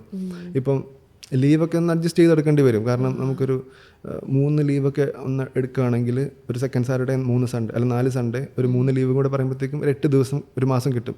ആ ദിവസം കൊണ്ട് ഇതെല്ലാം ഓടി നടന്ന് ചെയ്യണം. അങ്ങനത്തെ കുറച്ച് പ്ലാൻസ് ഒക്കെ വെച്ചിട്ടാണ് അവർ സപ്പോർട്ടീവ് ആയിരുന്നു. പിന്നെ ഓഫീസ് ടൈമിൽ ഇങ്ങനത്തെ കണ്ടന്റ്സ് ഒന്നും ചെയ്യരുതെന്ന് ഒരു സർക്കുലർ ഉണ്ട്. അത് നമ്മൾ ചെയ്യാറില്ല. കമന്റ് പോലെ റിപ്ലൈ കൊടുക്കാറില്ല. എല്ലാം ഇതിന് ശേഷമാണ്. കമന്റ് പോലെ റിപ്ലൈ കൊടുക്കാതെ ബ്രേക്ക് ടൈമിൽ എടുത്ത് നോക്കിയാലും അങ്ങനെ വലിയ പ്രശ്നമില്ല. പക്ഷെ നമ്മളായിട്ടൊരു പ്രശ്നം ഉണ്ടാക്കണ്ടല്ലോ. അതെ അതെ അതെ, ശരിയാ. പിന്നെ ഒരിടയ്ക്ക് ഭയങ്കര moon lighting, post Covid moon lighting എന്നൊക്കെ പറഞ്ഞിട്ട് ഭയങ്കര ഇഷ്യൂസ് ഉണ്ടാവും. നമുക്ക് ഒഴിവാക്കാൻ പറ്റുന്ന ഒരു പ്രശ്നം ഒഴിവാക്കാമല്ലോ, അത്രേ ഉള്ളൂ. അതെ അതെ, ശരിയാ ശരിയാ. അതുകൊണ്ട് തന്നെ ഞാൻ ആദ്യമേ 5 മണിക്ക് ശേഷമായിരുന്നു പോസ്റ്റ് ചെയ്യുന്നത്. ഇപ്പൊ രാവിലെ 9 മണിക്ക് പോസ്റ്റ് ചെയ്യുന്നത്, ഓഫീസ് ടൈമിന് മുമ്പ്. പക്ഷെ അത് വർക്ക് ആവുന്നുണ്ട്. അതെ അതെ, രാവിലെ 9ഉം എനിക്കൊന്ന് രാവിലെ ഒരു ടൈമുണ്ട്, വൈകിട്ട് ഒരു ടൈമുണ്ട്. ഈ 2 ടൈമും പിന്നെ നമ്മളെ ഇൻസ്റ്റാഗ്രാമിന്റെ നമ്മളെ അൽഗോരിതം നമ്മൾ ട്രെയിൻ ചെയ്യുന്ന പോലെ ആയിരിക്കും ചിലപ്പോൾ. ശരിയാ. കാരണം എല്ലാവരും ഇങ്ങനെ പറയാറുണ്ട് 6 മണിക്ക് തന്നെ പോസ്റ്റ് ചെയ്യണം, അത് കഴിഞ്ഞ് കഴിഞ്ഞാൽ പിന്നെ ഇത് പോകും എന്നൊക്കെ. പക്ഷെ ചില സമയത്ത് ഞാനൊരു 11 മണിക്കൊക്കെ പോസ്റ്റ് ചെയ്ത സാധനം പിന്നെ അതെ കണ്ടന്റ് നല്ലതാണെങ്കിൽ നമ്മൾ ഒരു ഹാഷ്ടാഗിനോ ഒരു മറ്റേ എന്തോ ബ്രാക്കറ്റിനുള്ളിലുള്ള പരിപാടിയല്ലേ ഇപ്പോൾ. ഞാൻ അത് ഇതുവരെ ചെയ്തിട്ടൊന്നുമില്ല. ഞാൻ മറ്റേ SEO എന്തോ സെർച്ച് വേർഡ് അങ്ങനത്തെ ഒരു സംഭവം, കീവേഡ്, അത് ഞാൻ ഇന്നേ വരെ ഇട്ടിട്ടില്ല. ഹാഷ്ടാഗ് ഞാൻ ഇട്ടിട്ടുണ്ട്. ഞാനൊരു ChatGPT ഇതാണെന്ന് പറയും, ഒരു സാധനം തരാൻ പറയും, ChatGPT തരും, കോപ്പി പേസ്റ്റ് ചെയ്യും. ഞാനും അതെ, ഞാൻ ChatGPT എടുത്ത് എനിക്ക് നല്ലൊരു ക്യാപ്ഷൻ വേണം, എൻ്റെ ഇൻറ്റൻഷൻ ഇതാണ്, എനിക്ക് ഇതൊക്കെയാണ് പറയാൻ താല്പര്യം, എന്താണ് ക്യാപ്ഷൻ, അങ്ങനെയാണോ? ഇതാണ് ചെറിയ സ്റ്റോറി, എന്തെങ്കിലും ചെയ്ത് പെട്ടെന്നൊരു സാധനം എന്തായാലും AI ഇവിടെ നമ്മുടെ പയ്യനല്ലേ, നമുക്ക് യൂട്ടിലൈസ് ചെയ്യാം. എനിക്കൊന്ന് കോണ്ടന്റ് ക്രിയേറ്റേഴ്സിന് ഏറ്റവും അധികം ഹെൽപ്പ് ചെയ്യുന്ന ഒരു ടൂളായി മാറിയിട്ടുണ്ട് AI വന്നത്, ChatGPT. ഇനിയിപ്പം ഗോയിങ് ഫ്യൂച്ചറിലേക്ക് വരുമ്പോഴത്തേക്കും എഡിറ്റിങ്ങും അങ്ങനത്തെ സാധനങ്ങളൊക്കെ അത് ടേക്ക് ഓവർ ചെയ്യും. എളുപ്പം നമുക്ക് നമ്മുടെ ഒരു ഐഡിയ മാത്രം കൊടുത്താൽ മതിയോ. പിന്നെ ഒരുപാട് ആപ്സും ഒരുപാട് കാര്യങ്ങൾ ഇപ്പം ഭയങ്കര അവൈലബിളാണ്. ബിക്കോസ് തുടങ്ങിയ സമയത്ത് ഇപ്പം ഞാൻ പോഡ്കാസ്റ്റ് ചെയ്യുന്ന സമയത്താണെങ്കിലും എനിക്കിപ്പോൾ ഇപ്പോൾ ഈ റീസെൻ്റ്ലി ഞാൻ ചെയ്തൊരു പോഡ്കാസ്റ്റിൽ സബ് ടൈറ്റിൽസ് വെക്കണമായിരുന്നു. അപ്പോൾ സബ് ടൈറ്റിൽസ് ചെയ്യുന്ന ആർട്ടിസ്റ്റിനെ നോക്കിയപ്പോൾ ഭയങ്കര എക്സ്പെൻസീവായിട്ട് എനിക്ക് ഫീൽ ചെയ്തിരുന്നു. മേ ബി ഞാൻ അപ്രോച്ച് ചെയ്തവരുടെ ഒരു എക്സ്പെൻസീവ് ആയതുകൊണ്ടായിരിക്കാം, എനിക്കറിയില്ല. അപ്പോൾ ഞാൻ ആപ്പ് തപ്പിപ്പോയി. റീൽസ് അല്ല, ഫുള്ള് വീഡിയോയ്ക്ക് വേണ്ടിയിട്ട്. അപ്പോൾ ആപ്പ് കിട്ടി, ഒരു വീഡ് സ്റ്റുഡിയോ എന്നും പറഞ്ഞിട്ടുള്ള വീഡ് സ്റ്റുഡിയോ എന്ന് പറഞ്ഞിട്ട്. അപ്പോൾ അത് സബ്സ്ക്രിപ്ഷൻ എടുത്തു ഞാൻ, ബിക്കോസ് എനിക്കത് മലയാളം പറഞ്ഞ ഇംഗ്ലീഷിലേക്ക് വരുമോ? ആണോ? ഇംഗ്ലീഷ് പറഞ്ഞാൽ മലയാളം ഇല്ല, ഇംഗ്ലീഷ് പറഞ്ഞാൽ മലയാളം വരും, മലയാളം പറഞ്ഞാൽ ഇംഗ്ലീഷ് വരും. അത് വെബ്സൈറ്റ് ആയിട്ടും കിട്ടും, ആപ്പായിട്ടും കിട്ടും, മൊബൈലിൽ കിട്ടുന്ന ഒരു സംഭവം. അപ്പോൾ പിന്നെ ചെറുതായിട്ട് നമ്മൾ അങ്ങോട്ടും ഇങ്ങോട്ടും നമ്മുടെ ടൈമിംഗ് എന്തെങ്കിലും വ്യത്യാസമായിട്ട് ഫീൽ ചെയ്യുമോ, അങ്ങനെ എന്തെങ്കിലും ചെയ്താൽ അങ്ങോട്ടും ഇങ്ങോട്ടും വാക്കുകൾ തിരിച്ചിടേണ്ടി വരുമോ, അങ്ങനെ എന്തെങ്കിലുമൊക്കെ ഉള്ളൂ. എന്നാലും ഭയങ്കര എഫേർട്ടാണ് ഇത് അല്ലേ. അപ്പോൾ അതിന് ആപ്പുണ്ട്. പിന്നെ റീൽസ് ആപ്പ് എന്ന് പറഞ്ഞിട്ടുള്ളൊരു ആപ്പുണ്ട്, ഞാൻ ഉപയോഗിക്കുന്ന ഒരു ആപ്പാണ്. അതിൽ ഫിക്സഡ് കുറച്ച് ടെംപ്ലേറ്റ്സ് ഉണ്ട്. അതിന് നമുക്ക് നോക്കിയിട്ട് വേണമെങ്കിൽ ആ രീതിയിൽ, ഞാൻ ഫാഷൻ കോണ്ടന്റ് ആണല്ലോ, അല്ലെങ്കിൽ അങ്ങനെ എന്തെങ്കിലും ക്രിയേറ്റ് ചെയ്യുമ്പോൾ ഞാൻ നോക്കും ഇതെനിക്ക് യൂട്ടിലൈസ് ചെയ്യാൻ പറ്റുമോ, അങ്ങനെയാണെങ്കിൽ ഇങ്ങനെ ടൈപ്പ് ഓഫ് വീഡിയോസ് എടുത്തിട്ട് എനിക്ക് ജസ്റ്റ് ഇട്ട് കൊടുത്താൽ മതി, അവർ എഡിറ്റ് ചെയ്തിങ്ങ് തരും. കൊള്ളാലോ. മനസ്സിലായില്ലേ? അങ്ങനെ കുറച്ച് സംഭവം. പക്ഷെ അങ്ങനെ വരുമ്പോഴത്തേക്കും നമുക്കൊരു ഇത് വരുമോ, സാറ്റിസ്ഫാക്ഷൻ കിട്ടുമോ? അതാ പറഞ്ഞ അത് നോക്കുക, അതിനകത്ത് കുറേ ടെംപ്ലേറ്റ്സ് ഉണ്ട്. നോക്കിയിട്ട് ഇത് ടെംപ്ലേറ്റ്സ് നല്ലതായിരിക്കുമോ എന്ന് നമ്മൾ ആദ്യം മുൻകൂട്ടി കാണണം. എന്നിട്ട് അതിനനുസരിച്ച് വീഡിയോ എടുത്തിട്ട് അതെടുത്തിട്ടാലേ നമുക്ക് സാറ്റിസ്ഫാക്ഷൻ കിട്ടുള്ളൂ. അല്ല ചുമ്മാ റാൻഡം കുറച്ച് സാധനം കിട്ടാൻ തോന്നില്ല. അതിനനുസരിച്ച് നമ്മൾ എടുക്കണം. അങ്ങനെ. ഇനിയും ആൽബിൻ എന്തൊക്കെ ആപ്സാണ് യൂസ് ചെയ്യുന്നത്? ഇതുപോലെ ഞാൻ വളരെ മിനിമൽ ആയിട്ടുള്ള ആപ്സുകൾ. എൻ്റെ ഫോണിൻ്റെ സാധാ ക്യാമറയിൽ ഫോട്ടോ ഷൂട്ട് ചെയ്യുന്നു. VN എന്ന് പറഞ്ഞൊരു ഫ്രീ ആപ്പ് ഉണ്ട്, അതിൽ വീഡിയോ എഡിറ്റിംഗ് ചെയ്യുന്നു. വോയിസ് ഓവർ അതിനകത്ത് തന്നെ ഇൻസ്റ്റാഗ്രാമിൽ അപ്ലോഡ് ചെയ്തു കഴിഞ്ഞു. സെറ്റ്. മറ്റേ ക്യാപ്ഷൻസ് എന്നൊക്കെ തന്നെ ഞാൻ ടൈപ്പ് ചെയ്തിടുക. ഞാൻ ഇന്ന് മാങ്ങ പറിക്കാൻ പോയി, ഐ വെന്റ് ടു പ്ലിക്ക് മാംഗോ, അത്രേ ഉള്ളൂ. അത്രേ ഉള്ളൂ. അത് ക്യാപ്ഷൻസിനകത്തൊക്കെ ആദ്യമേ സമയമുള്ള സമയത്ത് കോമഡി ചെയ്യാറുണ്ടായിരുന്നു. മറ്റേ പച്ചവെട്ടിൽ പ്രശ്നേഷനുള്ള ഗ്രീൻ ഹൗസ്, ആ സാധനം എന്തൊരു ടാങ്ക് ക്ലീൻ ആക്കാൻ പോയപ്പോ ഐ വെന്റ് ടു, ആ സാധനം. കൊള്ളാം. അല്ല ഈയിടെ മറ്റേ നാടിന്റെ വീഡിയോ ഇട്ടപ്പോഴും മറ്റേ പുള്ളി എന്തായിരുന്നു, ആഷറോ എന്തായിരുന്നു ആഷ് അല്ലല്ല, മറ്റേ പുള്ളി ഒരു ഫോറിനറില്ലേ, മറ്റേ മൂക്കില് സ്ട്രിപ്പ്, അത് തന്നെ പുള്ളി ഹോള്. അപ്പോൾ പുള്ളിയെ ട്രോൾ ചെയ്ത് ആ ഹുക്ക് ഇട്ടിട്ടാണ് തുടങ്ങുന്നത്. എങ്ങനെയാണ് ശരിക്കും ഈ കോണ്ടന്റ് പ്ലാൻ ചെയ്യുന്നത്? അതായത് ഇപ്പോൾ ഒരു മൊമെന്റിൽ നിൽക്കുമ്പോൾ ഓക്കെ ദിസ് ഇസ് കോണ്ടന്റ് വർത്തി എന്ന് തോന്നിയിട്ടാണോ അതോ പ്രീ പ്ലാൻ ചെയ്യുന്നതാണോ? ഇത് കുറച്ച് വീട്ടിൽ ചെന്ന് കഴിഞ്ഞപ്പോഴത്തേക്കും ഇങ്ങനെ ഒരു വീഡിയോ എടുക്കണം. അതെനിക്ക് വേറൊരു ബ്രാൻഡ് വീഡിയോ ഉണ്ടായിരുന്നു, മെർഷലീസ്, അതിന് വേണ്ടിയിട്ട് ചെയ്ത വീഡിയോ ആയിരുന്നു. അപ്പോൾ അത് ഔട്ടെടുത്ത് വന്നപ്പോഴത്തേക്ക് എനിക്ക് എൻ്റെ ഒരു കൺഫ്യൂഷൻ, കാരണം ഇത് വർക്ക് ആയില്ലെങ്കിൽ അതൊരു ബുദ്ധിമുട്ടാവും. അതുകൊണ്ട് അത് എൻ്റെ നോർമൽ സ്റ്റൈലിൽ തന്നെ തുടങ്ങി. അപ്പോൾ ഈ കണ്ടന്റ് ബാക്കിയുണ്ട്, ഇതിന് വേണ്ടിയിട്ടൊരു വീഡിയോ ചെയ്യാമെന്ന് വിചാരിച്ച് വെറുതെ നാട്ടിൽ കൂടെ ഒക്കെ നടക്കുന്ന വേണ്ടി ചെയ്തു. അപ്പോൾ വീട്ടിൽ ചെന്ന് കഴിയുമ്പോൾ കുറച്ച് കോൺഫിഡൻസ് വരും. ഒന്നെങ്കിൽ അനിയത്തി കൂടെ ഉണ്ടാവും, അവൾ നല്ല സപ്പോർട്ട് ചെയ്യും, വീഡിയോ എടുക്കാനൊക്കെ ഒത്തിരി സപ്പോർട്ട് ചെയ്യും. അല്ലെങ്കിൽ വീടിനടുത്ത് ആർണോൾഡ് എന്ന് പറഞ്ഞ പയ്യനുണ്ട്, അവൻ സപ്പോർട്ട് ചെയ്യും. അങ്ങനെ ആരെങ്കിലുമൊക്കെ, തിരുവനന്തപുരത്താണെങ്കിൽ അഖിൽ എന്ന് പറഞ്ഞ ഫ്രണ്ട് ഉണ്ട്, അങ്ങനെ ഇഷ്ടം പോലെ പേരുണ്ട്. അവരൊക്കെ ആയിട്ടൊന്ന് സംസാരിക്കുമ്പോഴത്തേക്ക് ഐഡിയ വരും. അങ്ങനെ അതല്ലാതെ വലിയ പ്ലാനൊന്നും ഇല്ല, പക്ഷെ എന്തായാലും ഒരു ബേസ് ഐഡിയ ഉണ്ടാവണം. ആ ബേസ് ഐഡിയ റിപ്പീറ്റഡ് ആവാനും പാടില്ല. അതാണ് ഏറ്റവും വലിയ ചലഞ്ച്. പക്ഷേ ഇഷ്ടമുള്ള പ്രോസസ്സാണല്ലോ ഈ ഡയറക്ഷനൊക്കെ, ഭയങ്കര ഇഷ്ടമുള്ളതായതുകൊണ്ട് എല്ലാവരും ലേണിംഗ് പ്രോസസ്സ് തന്നെ. അതെ, ഈ ഡയറക്ഷൻ ഭയങ്കര ഇഷ്ടമല്ലേ? എന്നാണ് ഇനി അത് ചേസ് ചെയ്യാൻ പോകുന്നത്? ഇനി പതുക്കെ തുടങ്ങണം. ശരിക്കും കഥയൊന്നും ഇല്ല, കഥയൊക്കെ പതുക്കെ ഡെവലപ്പ് ചെയ്തെടുക്കണം. കഥയൊക്കെ വരുമെന്ന് ഒരു കഥയുണ്ടത്, അത് ഇന്റർവെൽ എത്തിയപ്പോഴത്തേക്ക് തീർന്നു. ഇനി എനിക്ക് എന്ത് സംഭവിക്കുന്നത് അറിയത്തില്ല. ഇന്റർവെൽ ഒരു അടിപൊളി കഥയാണ്. എനിക്ക് ഇന്റർവെൽ അടിപൊളി, പക്ഷെ ഇന്റർവെൽ കഴിഞ്ഞ് എന്തെന്ന് അറിയില്ല. ഇന്റർവെൽ 5 വരെ കിട്ടി, സൂപ്പർ പഞ്ചൊക്കെ ഉണ്ട്, ബാക്കി അറിയില്ല. സമയമില്ലാത്തത് കൊണ്ടാണ്. ഞാൻ പറഞ്ഞില്ലേ, ഫിലിം മേക്കിംഗ് പഠിക്കണം എന്നൊക്കെ ഉണ്ടോ? അതോ ചെറിയ രീതിയിൽ എന്തായാലും പഠിക്കണം. 1-2 പേരുടെ അസിസ്റ്റന്റെങ്കിലും ആവണം. എന്നാലേ വെറുതെ നമ്മൾ ഒരു പരിചയമില്ലാത്തൊരു ഫീൽഡിലേക്ക് പോയിട്ട് ഇത്രയും വലിയൊരു ഇൻവെസ്റ്റ്മെന്റ് നടക്കുന്ന. 2012 മുതൽ കൊമേഴ്സ് പഠിക്കുന്ന ഒരാളായതുകൊണ്ട് മണീൻ്റെ വാല്യൂ നല്ലപോലെ അറിയാം. അതുകൊണ്ട് തന്നെ വെറുതെ എടുത്ത് ചാടില്ല. അതുകൊണ്ട് അങ്ങനെ ചാടാനാണ് നേരത്തെ ചാടായിരുന്നു. അതെ അതെ അതെ, ശരിയാണ്. കാരണം നമ്മൾ സ്വന്തമായിട്ട് പൈസ ഉണ്ടാക്കുമ്പോൾ നമുക്ക് എന്തും ചെയ്യാമല്ലോ. ഒരു ഇൻഡിപെൻഡൻസി വന്നു വേണമെങ്കിൽ എടുത്ത് ചാടാം. പക്ഷേ അത് ഞാനും എല്ലാവരോടും പറയുന്ന കാര്യമാണ്, പാഷൻ ഫോളോ ചെയ്യാൻ ഒരിക്കലും ലേറ്റായി പോകത്തില്ല. പക്ഷെ മണ്ടത്തരങ്ങൾ കാണിക്കാതിരിക്കുക. കാരണം കയ്യിൽ പൈസ ഇല്ലെങ്കിൽ എന്ത് പാഷൻ ഉണ്ടെങ്കിലും ഒരു കാര്യമില്ല എന്നുള്ളൊരവസ്ഥയാകും എന്ന് എനിക്ക്. അല്ലെങ്കിൽ അതുപോലെ വീട്ടിലൊക്കെ സപ്പോർട്ട് ചെയ്യാൻ എന്ത് വേണമെങ്കിലും ചെയ്യാന്നുള്ളൊരു മൂഡാണെങ്കിൽ ഓക്കെ. നമുക്കതില്ല, സപ്പോർട്ടില്ല എന്നല്ല, ആ ഒരു മനസ്സിലായി അതില്ലാത്തതുകൊണ്ട് നമ്മൾ നമ്മുടെ ഒന്ന് നിലത്ത് നിന്നിട്ട് ചെയ്യാം എന്ന് വിചാരിച്ചു. ലേറ്റ് ആവില്ല, നമ്മുടെ ഐഡിയാസ് അവിടെ തന്നെ ഉണ്ടാവും. അതെ, പിന്നെ ട്രെൻഡ് മാറുന്നതനുസരിച്ച് നമ്മളൊന്ന് അപ്ഗ്രേഡ് ചെയ്യാൻ, നമ്മളെ തന്നെ ഒന്ന് അപ്ഡേറ്റ് ചെയ്യാനുള്ള ഒരു മൈൻഡ് ഉണ്ടായാൽ മതി. ശരിയാ. പിന്നെ ജനിച്ചാൽ മരിക്കുമോ എന്ന് മരിക്കുമോ എന്നറിയത്തില്ല, അതുകൊണ്ട് ഇന്ന് തന്നെ ചെയ്യണം എന്നുള്ളൊരു ക്വസ്റ്റ്യനോടെ കിടപ്പുണ്ട്.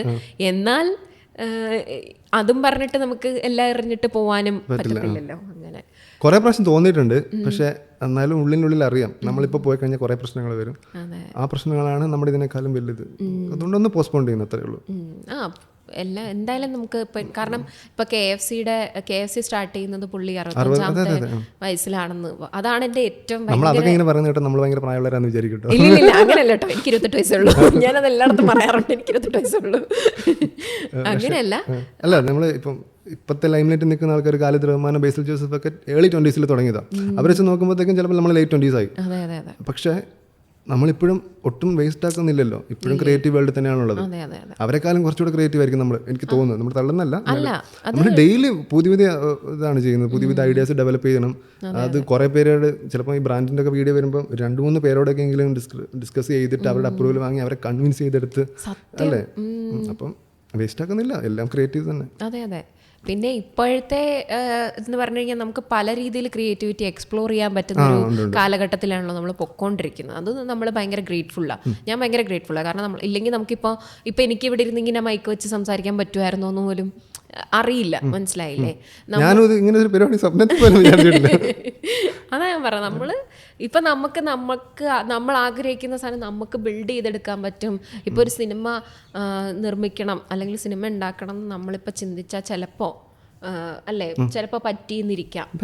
ഇപ്പൊ യൂട്യൂബിലെങ്കിലും ഇടാൻ പറ്റുന്ന ഒരു സിനിമ എടുക്കാം. അതെ അതെ അതെ. യൂട്യൂബൊക്കെ ഭയങ്കര വലിയൊരു ഓപ്പർച്യൂണിറ്റിയാണ്. അതെ.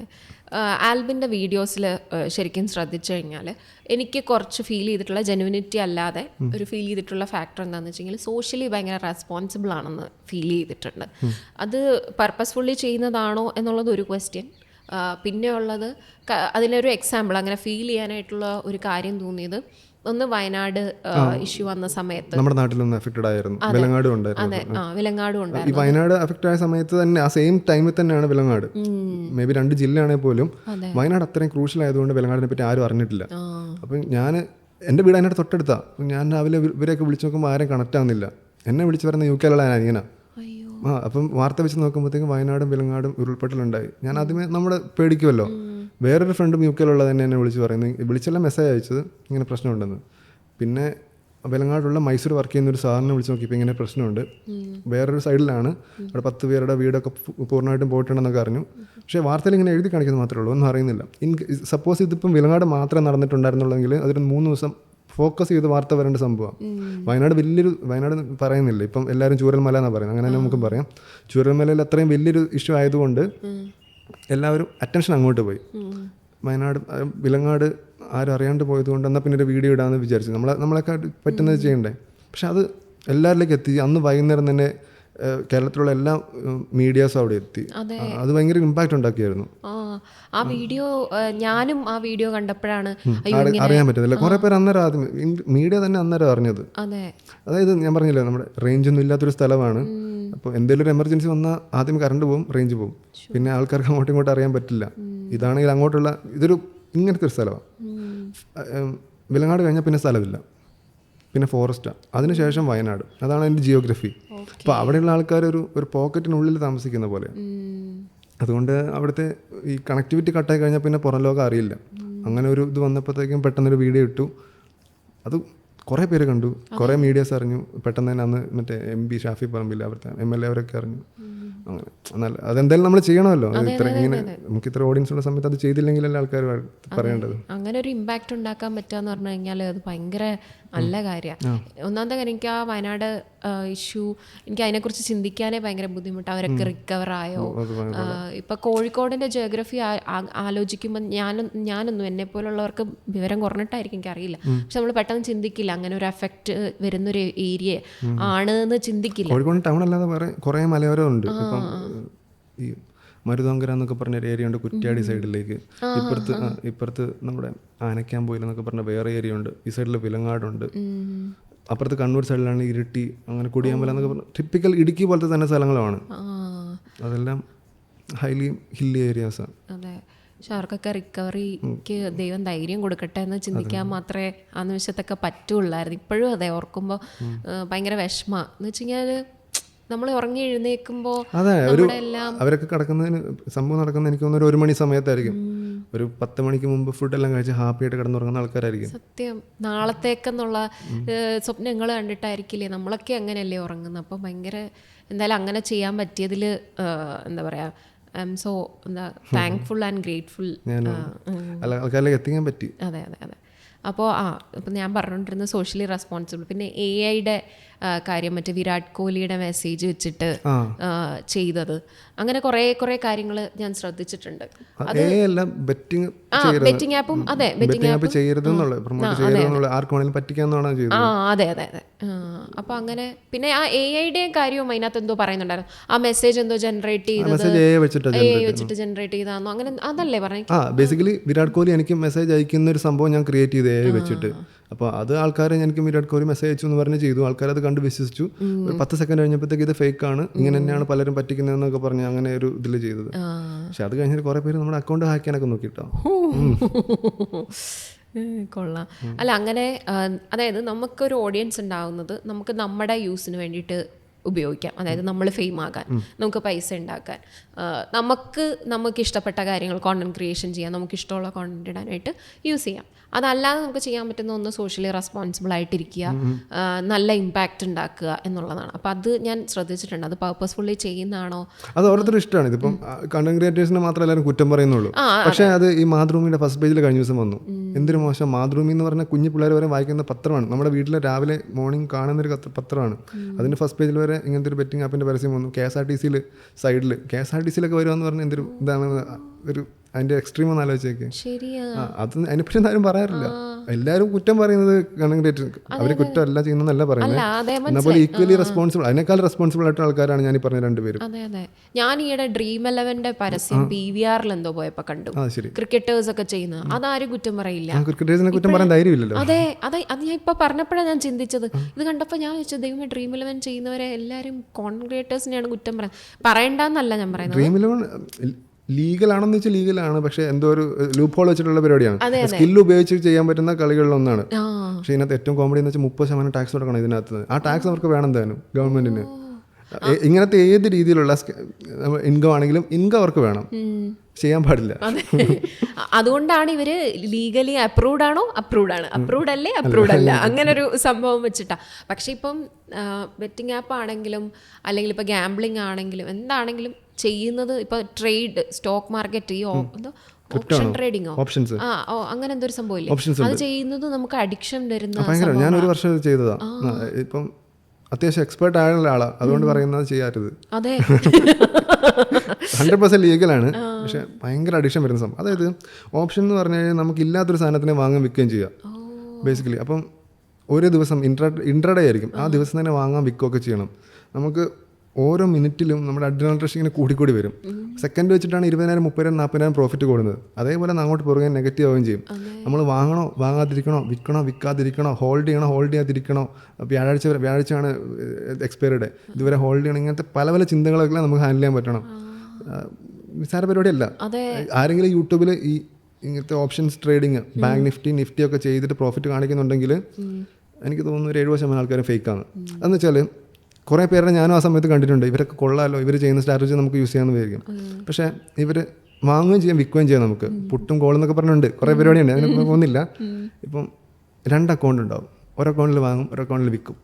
ഏതാണ് പ്രോഫിറ്റ് അതെടുത്ത് സ്ക്രീൻ ഷെയർ ചെയ്യും. ഭയങ്കര സിമ്പിൾ പരിപാടിയാണ്. ഈ സ്ക്രീൻ ഷെയർ ചെയ്യുന്ന ആൾക്കാർ വെച്ചിട്ട് ഇതാണ് എൻ്റെ പ്രോഫിറ്റ്, നിങ്ങൾക്ക് വേണമെങ്കിൽ കൂടിക്കോ, അല്ലെങ്കിൽ നിങ്ങൾ 1 ലക്ഷം എനിക്ക് താൻ, ഞാനത് 1.5 ലക്ഷം ആയിട്ട് തിരിച്ചു തരാം, 20% മതി എന്ന് പറഞ്ഞ് ആണ് ആൾക്കാരുടെ അടുത്ത് പൈസ വാങ്ങുന്നത്. ഇതൊന്നും ആരും കാണുന്നില്ല കേട്ടോ. സത്യം. അല്ല, കാരണം നമ്മുടെ പൈസയാണ്, നമ്മൾ കഷ്ടപ്പെട്ട് ഉണ്ടാക്കിയതാണ്. അത് ഒരിക്കലും നല്ല രീതിയിൽ കഷ്ടപ്പെട്ട് പൈസ ഉണ്ടാക്കി തുടങ്ങുമ്പോഴത്തേക്കും നമ്മൾ അടങ്ങി ഒതുക്കിയിരുന്നോളൂ. നല്ല സ്കോപ്പാണ്, പക്ഷെ ഹെവിലി റിസ്ക്കാണ്.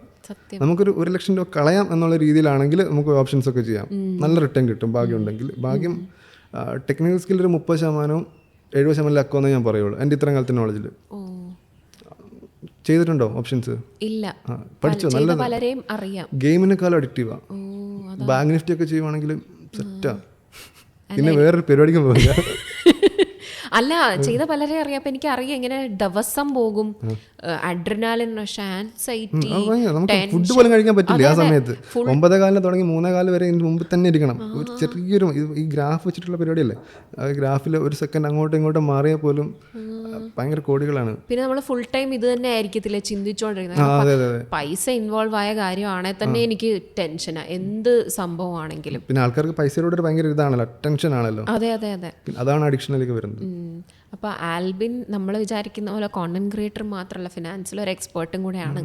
അല്ല, എനിക്ക് ജോലി ചെയ്യുന്നുണ്ട് എന്ന് അറിയായിരുന്നു, പക്ഷെ ഫിനാൻസിലായിരുന്നു എന്ന് എനിക്ക് നമ്മൾ സംസാരിച്ചപ്പോഴാണ് മനസ്സിലായത്. ബിക്കോസ് നമ്മൾ അറിയാത്ത പല പല കാര്യങ്ങളും ഉണ്ട്, അതാണ് ഇതിന്റെ പ്രത്യേകത. പക്ഷെ അപ്പം ഞാൻ ചോദിക്കട്ടെ, ശരിക്കും ഈ ഇൻവെസ്റ്റ്മെന്റ് ആണ് ഇപ്പം പൈസ ഉണ്ടാക്കാൻ ബെസ്റ്റ് ഏരിയ എന്നൊക്കെ എല്ലാവരും പറഞ്ഞ് കേട്ടിട്ടുണ്ട്. സ്റ്റോക്ക് മാർക്കറ്റ് ആണ്. എന്താ ശരിക്കും ആ ഒരു, എനിക്ക് എത്ര പറഞ്ഞാലും മനസ്സിലാവാത്തൊരു ഏരിയ ആണ് ഈ സ്റ്റോക്ക് മാർക്കറ്റ്. ഇൻവെസ്റ്റ്മെൻറ്റ്സ്, ട്രേഡിങ് പരിപാടികളൊക്കെ അതെന്താന്ന് ഒരു കാര്യം ഒന്ന് പറഞ്ഞുതരുമോ? ബേസിക്കലി ഇൻവെസ്റ്റ്മെന്റും ട്രേഡിങ്ങും രണ്ടാണെന്നുള്ളതാണ്. ട്രേഡിങ് വാങ്ങുക വിൽക്കുക ആ സംഭവം തന്നെ. മിക്കവരും ഇൻട്രാഡേ ആയിരിക്കും, അല്ലെങ്കിൽ ചെറിയൊരു ഷോർട്ട് ടൈമിലേക്കായിരിക്കും, ചിലപ്പോൾ ഒരു 2 മാസം വരെ ഹോൾഡ് ചെയ്ത് വെക്കും. ഇൻവെസ്റ്റ്മെൻ്റ് എന്ന് പറഞ്ഞാൽ നമ്മളൊരു കമ്പനിയുടെ ഒരു ഷെയർ വാങ്ങുക, കമ്പനിയുടെ ഓണറായി മാറണം നമ്മൾ. നമുക്ക് നല്ല പൊട്ടൻഷ്യലുള്ള കമ്പനീനെ നമ്മൾ സെലക്ട് ചെയ്തിട്ട്, സപ്പോസ് ഒരു ഇൻഫോസിസ് തന്നെ എടുക്കാം, എല്ലാവർക്കും അറിയാവുന്ന കമ്പനി, നിങ്ങൾ വർക്ക് ചെയ്ത കമ്പനിയാണല്ലോ. അതിൽ നമ്മളൊരു കുറച്ച് ഷെയർ, ഒരു 1.01% ഷെയർ വാങ്ങി നമ്മൾ ഹോൾഡ് ചെയ്യുന്നു. കമ്പനി ഇൻഫോസിസ് ഉറപ്പായിട്ടും ഗ്രോത്ത് ആവും എന്നുള്ളൊരു കോൺസെപ്റ്റിൽ എടുക്കുന്നു. അത് ഒരു 1, 2, 3 വർഷത്തേക്കൊക്കെ ഹോൾഡ് ചെയ്യുന്നു. ആ ഹോൾഡ് ചെയ്തപ്പം നമ്മൾ സപ്പോസ് 1000 രൂപയ്ക്കാണ് വാങ്ങിയതെങ്കിൽ ആ സമയത്ത് ഒരു 1500, 1600 ആവും. അതാണ് നമ്മുടെ പ്രോഫിറ്റ് വരിക. അപ്പോൾ ഇൻവെസ്റ്റ്മെൻറ്റ്സ് എപ്പോഴും നല്ലതാണ്. ഈ ട്രേഡിങ്ങിലേക്ക് പോകുമ്പോൾ പെട്ടെന്ന് പൈസ ഉണ്ടാക്കണം എന്നുള്ള കോൺസെപ്റ്റ് വരുമ്പോഴാണ് ഈ പ്രശ്നം വരുന്നത്. ട്രേഡിംഗ് ആണെങ്കിൽ നമ്മൾ അത്രയ്ക്ക് നോളജബിൾ ആയിരിക്കണം, ഫണ്ടമെന്റൽസും ടെക്നിക്കലും ഫുള്ളായിട്ട് മനസ്സിലാക്കണം. അപ്പം നമുക്കിപ്പോൾ വേറൊരു സ്ഥലത്ത് വർക്ക് ചെയ്യുന്ന ആൾക്കാരാണെങ്കിൽ ഇൻവെസ്റ്റ്മെൻറ്റ്സ് നല്ലൊരു ഓപ്പർച്യൂണിറ്റി തന്നെയാണ്. കമ്പനികൾ നല്ല പൊട്ടൻഷ്യലുള്ള ഫണ്ടമെന്റലി സ്ട്രോങ് ആയിട്ടുള്ള കമ്പനികളെ നോക്കി സെലക്ട് ചെയ്ത് അതിൻ്റെ ടെക്നിക്കൽ സൈഡും കൂടെ എടുക്കുക. എന്താണെങ്കിലും ഒരു മൂവ്മെൻ്റ് ഉണ്ട്, അപ്സൈഡ് മൂവ്മെൻറ്റും ഡൗൺ സൈഡ് മൂവ്മെൻറ്റും ഉണ്ട്. അത് ടെക്നിക്കലി അപ്സൈഡ് മൂവ്മെൻറ്റിൽ നിന്ന് ഡൗൺ സൈഡ് എത്തി ഇനിയും കയറുന്നൊരു കോൺസെപ്റ്റൊക്കെ ഉണ്ട്. അവിടെ തന്നെ വാങ്ങാനൊക്കെ പറ്റിയാൽ അടിപൊളിയാണ്. പക്ഷെ നല്ല നോളജബിൾ ആയിരിക്കണം, എവിടെന്നെങ്കിലൊക്കെ പഠിക്കണം. പഠിക്കുന്ന സ്ഥലം റിലയബിൾ ആവണം, അല്ലെ പഠിക്കുന്നവരുടെ കൂട്ടത്തിൽ അങ്ങ് പോകും നമ്മൾ. അതെ നന്നായിട്ട് വിവരമില്ലെങ്കിൽ ഭയങ്കര കുഴി ചാടുന്ന ഒരു പരിപാടിയാണ്. ഒരു 2 ചോദ്യം കൂടി ഫിനാൻസിൻ്റെ ചോദിച്ചിട്ട് എനിക്ക് തിരിച്ച് കോണ്ടന്റ് ക്രിയേഷനിലേക്ക് പോകാം. എനിക്ക് കുറേ ഫിനാൻസിൻ്റെ ചോദിക്കണമെന്നുണ്ട്, പക്ഷേ കോണ്ടന്റ് ക്രിയേഷൻ നമുക്ക് കുറച്ചുകൂടെ ഫോക്കസ് ചെയ്യാന്ന് വെച്ചിട്ടാണ്. ഞാനും കോണ്ടന്റ് ക്രിയേഷൻ ആണല്ലോ. അതെ, അല്ല പെട്ടെന്ന് അത് നമുക്ക് പെട്ടെന്ന് റാപ്പപ്പ് ചെയ്യാം. എന്നുവെച്ചാൽ ഫിനാൻസ് എനിക്കറിയാവുന്ന പറഞ്ഞു. അതെ അതെ, അങ്ങനെയല്ല. അതിന് മുന്നേ ചോദിക്കട്ടെ, ഇഷ്ടമാണോ ഈ ഫിനാൻസ് എന്നുള്ളൊരു ഏരിയ? ഇഷ്ടമാണ്, അതുകൊണ്ടാണ് എടുത്തത്. ബികോം കഴിഞ്ഞ് CA പഠിച്ച് ഇങ്ങനെയാണ് ഇരിക്കുന്നത്. ഇപ്പം നമ്മൾ അറിയത്തില്ലാത്ത പല കാര്യങ്ങളും ഫിനാൻസിൽ നടക്കുന്നുണ്ട്. ഇപ്പോൾ നമ്മളെന്താ റീസെൻ്റ് ആയിട്ട് നടന്ന എമ്പുരാൻ മൂവിൻ്റെ റിലീസ്, ഈ മറ്റേ ലൈക്ക പോകുന്നു, കേരളത്തിലൊരു പ്രധാനപ്പെട്ട ആൾക്കാർ, ഒരു പ്രൊഡക്ഷൻ കമ്പനി വരുന്നു. ഇതിനുള്ളിൽ നമ്മളറിയാത്ത വേറൊരു കഥയും കൊണ്ടുണ്ട്, നമ്മൾ ചിന്തിച്ചിട്ട് പോലുമില്ല, പക്ഷെ പെട്ടെന്ന് മനസ്സിലാവുകയും ചെയ്യും. മാർച്ച് 31 ആണ് ക്ലോസിംഗ് ഫിനാൻഷ്യൽ ഇയർ. ഈ സിനിമ റിലീസ് ആയത് മാർച്ച് 27. അപ്പോൾ ഒരു വലിയ പ്രൊഡക്ഷൻ ഹൗസ് ഇവിടെ വരണമെങ്കിൽ എന്തെങ്കിലും ഒരു കാരണം ഉണ്ടാവില്ലേ? അപ്പോൾ ആ പുതിയ പ്രൊഡക്ഷൻ ഹൗസിന് അവർക്ക് ഇതുവരെ നമ്മുടെ എമ്പുരാൻ തന്നെ അതിൻ്റെ ബഡ്ജറ്റ് എത്രയാണെന്ന് ആരോടും പറഞ്ഞിട്ടില്ല. അപ്പോൾ ഇങ്ങനെ ഒരാൾക്ക് എത്രയാണ് അയാളുടെ എക്സ്പെൻസ് ആയിട്ട് ബുക്ക് ചെയ്യാൻ വരുന്നത്? അയാൾക്ക് ആ വർഷം ഭയങ്കര പ്രോഫിറ്റ് ഉള്ള വർഷമാണെന്ന് വിചാരിക്കും. അപ്പോൾ ഈ എമ്പുരാൻ്റെ എക്സ്പെൻസും കൂടെ അയാൾക്ക് ആഡ് ചെയ്യാൻ പറ്റിയാൽ, ആ സാറിന് ആഡ് ചെയ്യാൻ പറ്റിയാൽ അത്രയും ടാക്സ് കുറച്ച് കൊടുത്താൽ മതി. അങ്ങനെ കുറേ ഇതുണ്ട്, ആരും നമ്മൾ ചിന്തിക്കില്ല. പിന്നെ എന്തായത് ലീഗലി ടാക്സ് കൊടുക്കാതിരിക്കുന്നത് എങ്ങനെയാണ്? അതാണ് ലീഗൽ അല്ല, ടാക്സ് ഇവേഷൻ പോലെയല്ല, ഇത് ടാക്സ് പ്ലാനിങ് ആണ്. അതെ, ടാക്സ് പ്ലാനിങ്, തന്നെ അതാണ് ആ വാക്ക്, ഞാൻ മറന്നുപോയി. ടാക്സ് പ്ലാനിങ്, ടാക്സ് പ്ലാനിങ്, ഇതൊക്കെ പക്ക നമ്മൾ ചെയ്യേണ്ട കാര്യം കൂടെയാണ്. ശരിയാ. ബിക്കോസ് നമ്മൾ ഉണ്ടാക്കുന്നതിന്റെ പകുതിയും ടാക്സിന് പോകുന്ന പോലെ എനിക്കിപ്പോ ഫീൽ ചെയ്യുന്നത് അല്ലേ. നമ്മളൊരു പൈസ ഉണ്ടാക്കണം. ഒരു സപ്പോസ് ഒരു ക്രിട്ട പോലത്തെ വണ്ടി എടുക്കുമെന്ന് വിചാരിക്കുക. ക്രിട്ട പോലത്തെ വണ്ടി എടുക്കണമെങ്കിൽ ഒരാൾക്ക് 12 lakhs മുകളിൽ സാലറി വേണം. എന്നാലല്ലേ, ഒരു ജനറൽ കേസാണ് പറയുന്നത്. 12 lakhs മുകളിൽ സാലറി ഉണ്ടെങ്കിൽ അയാൾ 30% ബ്രാക്കറ്റിലാണ് വന്നത്. ഉണ്ടാക്കുന്നതിന് 30% ടാക്സ് ചില സമയത്ത് പോകേണ്ടി വരും. അത്രയും ടാക്സ് കൊടുത്തിട്ട് ബാക്കി വരുന്ന പൈസയിലാണ് അയാൾ കാർ വാങ്ങുന്നത്. അപ്പോൾ കാർ വരുമ്പോൾ മറ്റേ ടാക്സ്, ആ ടാക്സ്, ഈ tax, road tax, TCS, tax collected source, ഇതെല്ലാം പോയിട്ട് എത്ര നമ്മൾ ഉണ്ടാക്കേണ്ടി വരും എന്നറിയാം. അപ്പോൾ ഒരു 25 ലക്ഷം രൂപേൻ്റെ വണ്ടി വാങ്ങണമെങ്കിൽ ചിലപ്പോൾ ഒരു 50 ലക്ഷം രൂപ നമ്മൾ ഹാർഡ് വർക്ക് ചെയ്ത് ഏൺ ചെയ്യേണ്ടി വരും. അതെ, അതുകൊണ്ടല്ലേ എല്ലാവരും ഗൾഫിലേക്കൊക്കെ പോകുന്നത്. അതെ, അവിടെ പോയിട്ടൊരു NRI അക്കൗണ്ട്, ഓക്കെ സെറ്റ്, ഞാൻ തിരിച്ചു വരാന്നൊക്കെ. എങ്ങനെയാ ഭയങ്കര ലൂട്ടിങ്. ഇപ്പം ട്രെയിൻ ടിക്കറ്റ് എടുക്കുന്ന സംഭവമാണെങ്കിൽ പോലും IRCTCയിൽ അവര് തത്കാലം എടുക്കുക. 10 മണിക്ക് തത്കാലം ഓപ്പൺ ആവും AC. ഇപ്പം തിരുവനന്തപുരത്ത് നിന്ന് വടകര എൻ്റെ വീട്ടിലേക്കുള്ള ട്രെയിൻ ടിക്കറ്റ് നോർമലി എനിക്ക് തോന്നുന്നു 450 മറ്റാണെന്ന് തോന്നുന്നു, കറക്റ്റ് ഓർമ്മയില്ല. 700 സോറി, ACക്ക് 700 ആണ്. അത് തത്കാലം ആകുമ്പോഴത്തേക്കും 1150 രൂപയാവും. ഈ തത്കാലം 10:01 ആകുമ്പോഴത്തേക്കും തത്കാലം ഫുള്ള് ക്ലോസ് ആയി, പ്രീമിയം തത്കാലം ഓപ്പൺ ആവും. അത് ഇൻറ്റു 2 ടൈംസാണ്. അത് 2900 രൂപ. ഇവർക്ക് വേറെ കോമ്പറ്റീറ്റർ എല്ലാം മോണോപോളി ആയതുകൊണ്ട് നമുക്ക് സാധാരണക്കാരൊരാൾക്ക് പെട്ടെന്ന് ട്രാവൽ ചെയ്യണമെങ്കിൽ നടക്കില്ലല്ലോ. ഭയങ്കര ലൂട്ടിങ്ങാ. ആരും അതിനെപ്പറ്റി സംസാരിക്കുന്നേ ഇല്ല. ഇപ്പം വലിയ വലിയ ആൾക്കാർക്കാണെങ്കിൽ മറ്റേ കോട്ടയുണ്ട്, എന്തൊരു കോട്ടയായിരുന്നു, കോട്ടയുടെ പേര് ഞാൻ മറന്നുപോയി. ആ കോട്ടയിൽ ഇട്ട് കൊടുക്കാം, പെട്ടെന്ന് ടിക്കറ്റ് കിട്ടും. ശരി. നമുക്കൊക്കെ പെട്ടെന്ന് ട്രാവൽ ചെയ്യണമെങ്കിൽ വെറുതെ ആൾക്കാരൊക്കെ ഇങ്ങനെ പുറത്തേക്ക് പോകുന്നതല്ലേ. അതെ അതെ അതെ, എല്ലാരും മൈഗ്രേറ്റ് ചെയ്ത് പോവാണെന്നൊക്കെ ഉള്ളത്. ഇനി വരും, അത് വേറെ കാര്യം. അതെ അതെ, അത് ശരിയാണ്. അതെ, അവിടെ നിന്ന് പൈസ ഇങ്ങോട്ട് കൊണ്ടുവരും. പൈസ മാത്രമല്ല, കുറച്ച് കഴിയുമ്പോഴത്തേക്ക് ആളും വരും. അതെ അതെ അതെ, ആളും വരും. അത് ശരിയാ. കാരണം നമ്മുടെ ജീവിതം എന്നൊക്കെ പറയുമ്പോൾ എനിക്ക് ഇമോഷൻസ് ആണെന്നാണ് ഞാൻ കരുതുന്നത്, ആൾക്കാർ തിരിച്ചു വരുന്നതിൻ്റെ. ഇനി അല്ല, ചോദ്യം രണ്ടെണ്ണം പറഞ്ഞു. രണ്ടാമത്തെ ചോദ്യം അതാണ് പറയാൻ പോവായിരുന്നു. Money makes money for you എന്ന് പറയത്തില്ലേ, അങ്ങനെ മണി വെച്ച് മണി ഉണ്ടാക്കാൻ പറ്റിയ ഇപ്പോഴത്തെ ഏറ്റവും വലിയ മാർഗം എന്താണ്? പറഞ്ഞുതരും, ഞാൻ ഉണ്ടാക്കട്ടെ. അതായത് ഫോർ എക്സാമ്പിൾ ഇപ്പോൾ Airbnb ബിസിനസ്, നമ്മുടെ പൈസ ഇട്ട് നമ്മൾ പൈസ ഉണ്ടാക്കുവാണല്ലോ, അങ്ങനെ പറയാമല്ലോ അല്ലേ? അതാണ് ഉദ്ദേശിച്ചത്. അങ്ങനെ ഒരു ബെസ്റ്റ് വേ എന്ന് വെച്ച് കഴിഞ്ഞാൽ, കാരണം ഞാൻ മറ്റേ റിച്ച് ഡാഡ് പുവർ ഡാഡ് വായിച്ച സമയത്ത് അതിനകത്ത് എൻ്റെ ഭാര്യയുടെ പുതിയ പോർഷയോ ഏതൊരു വണ്ടി വാങ്ങിച്ചത് അവളുടെ വാടകയ്ക്ക് കൊടുത്ത വീട് വെച്ചിട്ടാണ് എന്ന് പറഞ്ഞു. അതിൻ്റെ വാടക കൊണ്ട് മാത്രമാണ്, അതിൻ്റെ വാടകയാണ് ഇതിൻ്റെ EMI അടയ്ക്കുന്നത്. അപ്പം money is making money for you, or money is making assets for you, അല്ലെങ്കിൽ money is making stuff for you, whatever it is. അങ്ങനെ ഒരു കൺസെപ്റ്റ് വരുന്നത് എങ്ങനെ ഒരു ബെസ്റ്റ് ഒരു നല്ല ഓപ്ഷൻ. നല്ലൊരു ചോദ്യം അല്ലേ? ആലോചിക്കേണ്ടി വരും. കുഴപ്പമില്ല, ഒരു മിനിറ്റ് എടുത്തോ. ഞാൻ പണ്ട് ഇങ്ങനെ ഒരു ബിസിനസ് തുടങ്ങാൻ വേണ്ടി ഇങ്ങനെ ആലോചിച്ചായിരുന്നു. അത് നടക്കില്ല, അതുകൊണ്ട് ഇപ്പോൾ പറയാം. അത് തുടങ്ങിക്കോ. ശരി, നാളെ തുടങ്ങാം. നമ്മളെല്ലാവരും ഗൂഗിൾ മാപ്സ് ഒക്കെ യൂസ് ചെയ്തിട്ട് യാത്ര ചെയ്യുന്ന ആൾക്കാരല്ലേ. ഇപ്പം ആലുവയിൽ നിന്ന് MG റോഡ് വരെ നമ്മൾ ഗൂഗിൾ മാപ്പ് യൂസ് ചെയ്തിട്ട് കാർ ഡ്രൈവ് ചെയ്യുക. അപ്പം ഞാനൊരു ആപ്പ് ഗൂഗിൾ മാപ്പിന് ഓൾട്ടർനേറ്റീവായിട്ട് ചെയ്യുക. ആ ആപ്പിലാണ് നമ്മൾ ട്രാവൽ ചെയ്യുന്നതെങ്കിൽ MG റോഡ് എത്തുമ്പോഴത്തേക്കും എനിക്കൊരു 15 റുപ്പീസ് ക്രെഡിറ്റ് ആയെന്ന് വിചാരിക്കുക. അതെങ്ങനെ ഉണ്ടാവും? ആൾക്കാർ ഗൂഗിൾ മാപ്സ് ഉപയോഗിക്കുക, ആ മാപ്പ് ഉപയോഗിക്കുക, ഉറപ്പായിട്ടും. അത് അങ്ങനെ പ്രൊട്ടക്ഷൻ ശരിക്കും പറഞ്ഞുണ്ട്, അങ്ങനെ ഓപ്പർച്യൂണിറ്റി ഉണ്ട്.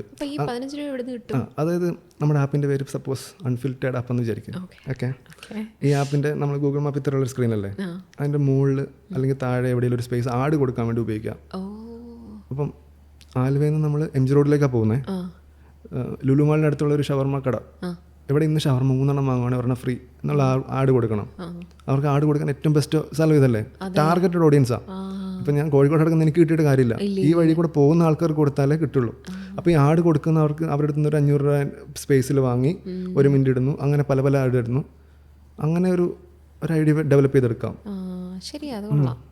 അപ്പോൾ അതിന് ഭയങ്കര വലിയ ഓപ്പർച്യൂണിറ്റിയാണ്. കാരണം ഇപ്പം ട്രെയിനിൽ പോകുന്നതാണെങ്കിൽ പോലും അവിടുത്തെ ആഡ് നമുക്ക് സിനിമയുടെ ട്രെയിലർ ആഡ് ഇടാം, അല്ല വേറെ ഏതെങ്കിലും ഡ്രസ്സിൻ്റെ അങ്ങനത്തെ കോസ്മെറ്റിക്സ് അത് ഇടാം. അപ്പോൾ ആ ഒരു സ്പേസ് മാത്രം വിൽക്കുന്നുള്ള രീതിയിൽ. ഇപ്പം ഞാനിപ്പം ആലുവയിൽ നിന്ന് 5 പേരാണ് പോകുന്നതെങ്കിൽ 5 പേരുടെ ഇൻറ്റു 15 അത്രയും പൈസയായി. ടെക്കുകളൊക്കെ വരട്ടെ അല്ലേ, ഡെവലപ്പ് ചെയ്തെടുക്കട്ടെ. അപ്പോൾ ഈ ഇന്റർവ്യൂ അന്ന് ഷോർട്ട്സ് ആയിട്ട് വരും. എനിക്കൊരു 15 രൂപ കിട്ടട്ടെ ഡെയിലി. 15 രൂപയാണെന്ന് പറഞ്ഞ പോലെ ഉണ്ടല്ലോ, 1 രൂപ സേവ് ചെയ്താലും നമ്മൾ പോകും. പിന്നെ നമുക്ക് വലിയ എമൗണ്ട്. കാരണം എന്താ വെച്ചാൽ എനിക്ക് ഭയങ്കരമായിട്ട് നന്നായി അറിയാവുന്ന ഒരു റൂട്ടാണ് എൻ്റെ വീട്ടിൽ നിന്ന് ടൈനി ടർട്ടിൽ വരെ വരുന്നത്. എന്നാലും ഞാൻ മാപ്പ് ഇടും, വെറുതെ ഇട്ടാ നമ്മൾ നോക്കുക പോലും വേണ്ട, പൈസ കിട്ടിയെങ്കിൽ ലാഭമല്ലേ. അതെ, അപ്പം വെറുതെ ഇടുന്നപ്പോൾ ആപ്പിന് എനിക്ക് പൈസ കിട്ടിയ സന്തോഷം. ഒന്നാലോചിക്കാൻ ഇഷ്ടംപോലെ ഓപ്പർച്യൂണിറ്റീസ് ഉണ്ട് കേട്ടോ.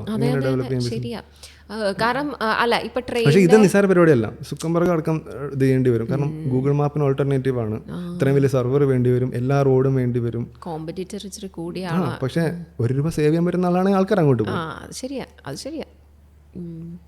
ട്രെയിനിലൊക്കെ പോകുമ്പോൾ ഇത് ഓപ്പൺ ആക്കി ഇട്ടിട്ട് പോകുന്ന വിചാരിക്കും, നാട്ടിലെത്തുമ്പോഴത്തേക്ക് ഒരു 150 രൂപ കയ്യിലിരിക്കും. അതെ, പക്ഷെ അതിനവരെന്തെങ്കിലും പ്രശ്നം അതൊക്കെ ഉണ്ടാവും. അത്ര ഞാൻ ആലോചിച്ചിട്ടില്ലേ, പെട്ടെന്ന് ആലോചിച്ചപ്പം. അല്ല മനസ്സിലായി. അല്ല അതിന് എന്തെങ്കിലും ഒരു സാധനം കണ്ടുപിടിക്കും. പിന്നെ ഇപ്പം എന്താ, എറണാകുളത്ത് നിന്ന് തിരുവനന്തപുരത്തേക്ക് ഡ്രൈവ് ചെയ്ത് പോവാ, ഒറ്റയ്ക്ക് ഡ്രൈവ് ചെയ്യുന്നത്. എനിക്കിപ്പം ഒരു പ്രൊഫൈൽ ഉണ്ടാക്കിയിട്ടുണ്ട്. ബുധനാഴ്ച രാവിലെ 10 മണിക്ക് എറണാകുളത്ത് നിന്ന് പോവാണ്, ആർക്കെങ്കിലും ജോയിൻ ചെയ്യാം. അപ്പോൾ ഞാൻ പറയാം ഞാൻ ഇൻട്രസ്റ്റഡ് ആണ്. അപ്പോൾ എൻ്റെ പ്രൊഫൈൽ നോക്കി ഞാൻ ജെന്യൂൻ ആയിട്ടുള്ള ആളാണ്, ഇതിന് മുമ്പത്തെ ഹിസ്റ്ററി ഒക്കെ നോക്കുന്നു, റേറ്റിംഗ് ഒക്കെ നോക്കുന്നു, നമുക്ക് ജോയിൻ ചെയ്യാം. അപ്പോൾ ഞാൻ പെട്രോളിൻ്റെ പകുതി പൈസ തരുന്നു, നമുക്ക് വർത്താനൊക്കെ പറഞ്ഞ് അങ്ങനെ പോവാം. വളരെ ശരിയാ. അതൊക്കെ കുറച്ചുകൂടി നൈസായിട്ടുള്ള സംഭവമാണ്. ശരിയാണ്, കമ്മ്യൂണിറ്റി, യാത്ര ചെയ്യുന്ന കമ്മ്യൂണിറ്റി. അതെ, ഇതൊന്നും ഡെവലപ്പ് ചെയ്യാത്തത് എനിക്കറിയത്തില്ല. എന്ത് ചെയ്യാൻ, കുറെ ബുദ്ധി ഉണ്ടായിപ്പോയി, പക്ഷെ ഡെവലപ്പ് ചെയ്യുന്നില്ല. ബുദ്ധി അങ്ങോട്ട് കൊടുക്കുമെന്നൊക്കെ. അല്ല മറ്റേ നമ്മൾ ട്രെയിനിലെന്തോ ട്രെയിൽ യാത്രി അങ്ങനെ എന്തോ ഒരു ആപ്പില്ലേ, മറ്റേ ഇങ്ങനെ റൂട്ട് ചെക്ക് ചെയ്യാൻ വേണ്ടിട്ട് എവിടെ എത്തി എന്നറിയാൻ വേണ്ടിട്ട്. വേർ ഇസ് മൈ ട്രെയിൻ പോലത്തെ കുറെ എന്തോ വേറെ എന്തോ ഉണ്ട്, ഈ റെയിൽ യാത്രിയോ അങ്ങനെ അങ്ങനെ എന്തോ ഒരു ആപ്പ് ഉണ്ട്. അപ്പൊ അതിൽ കൂടുതൽ ആഡ് വരുന്നത് എന്താണെന്നറിയോ, മറ്റേ അടുത്ത സ്റ്റോപ്പിൽ എത്തുമ്പോഴത്തേക്കിന് നിങ്ങൾക്ക് ഫുഡ് ഡെലിവറി ചെയ്യാനായിട്ടുള്ള ആളുകളുണ്ട് അല്ലേ? കറക്റ്റ്. എനിക്കിത് പറഞ്ഞപ്പോ കറക്റ്റ് അതാ ഓർമ്മ വന്നത്. അത് ഭയങ്കര പീക്ക് അഡ്വർടൈസ്മെന്റ് അല്ലേ? കൊള്ളാം. അപ്പോൾ ബാക്ക് ടു കോണ്ടന്റ് ക്രിയേഷൻ.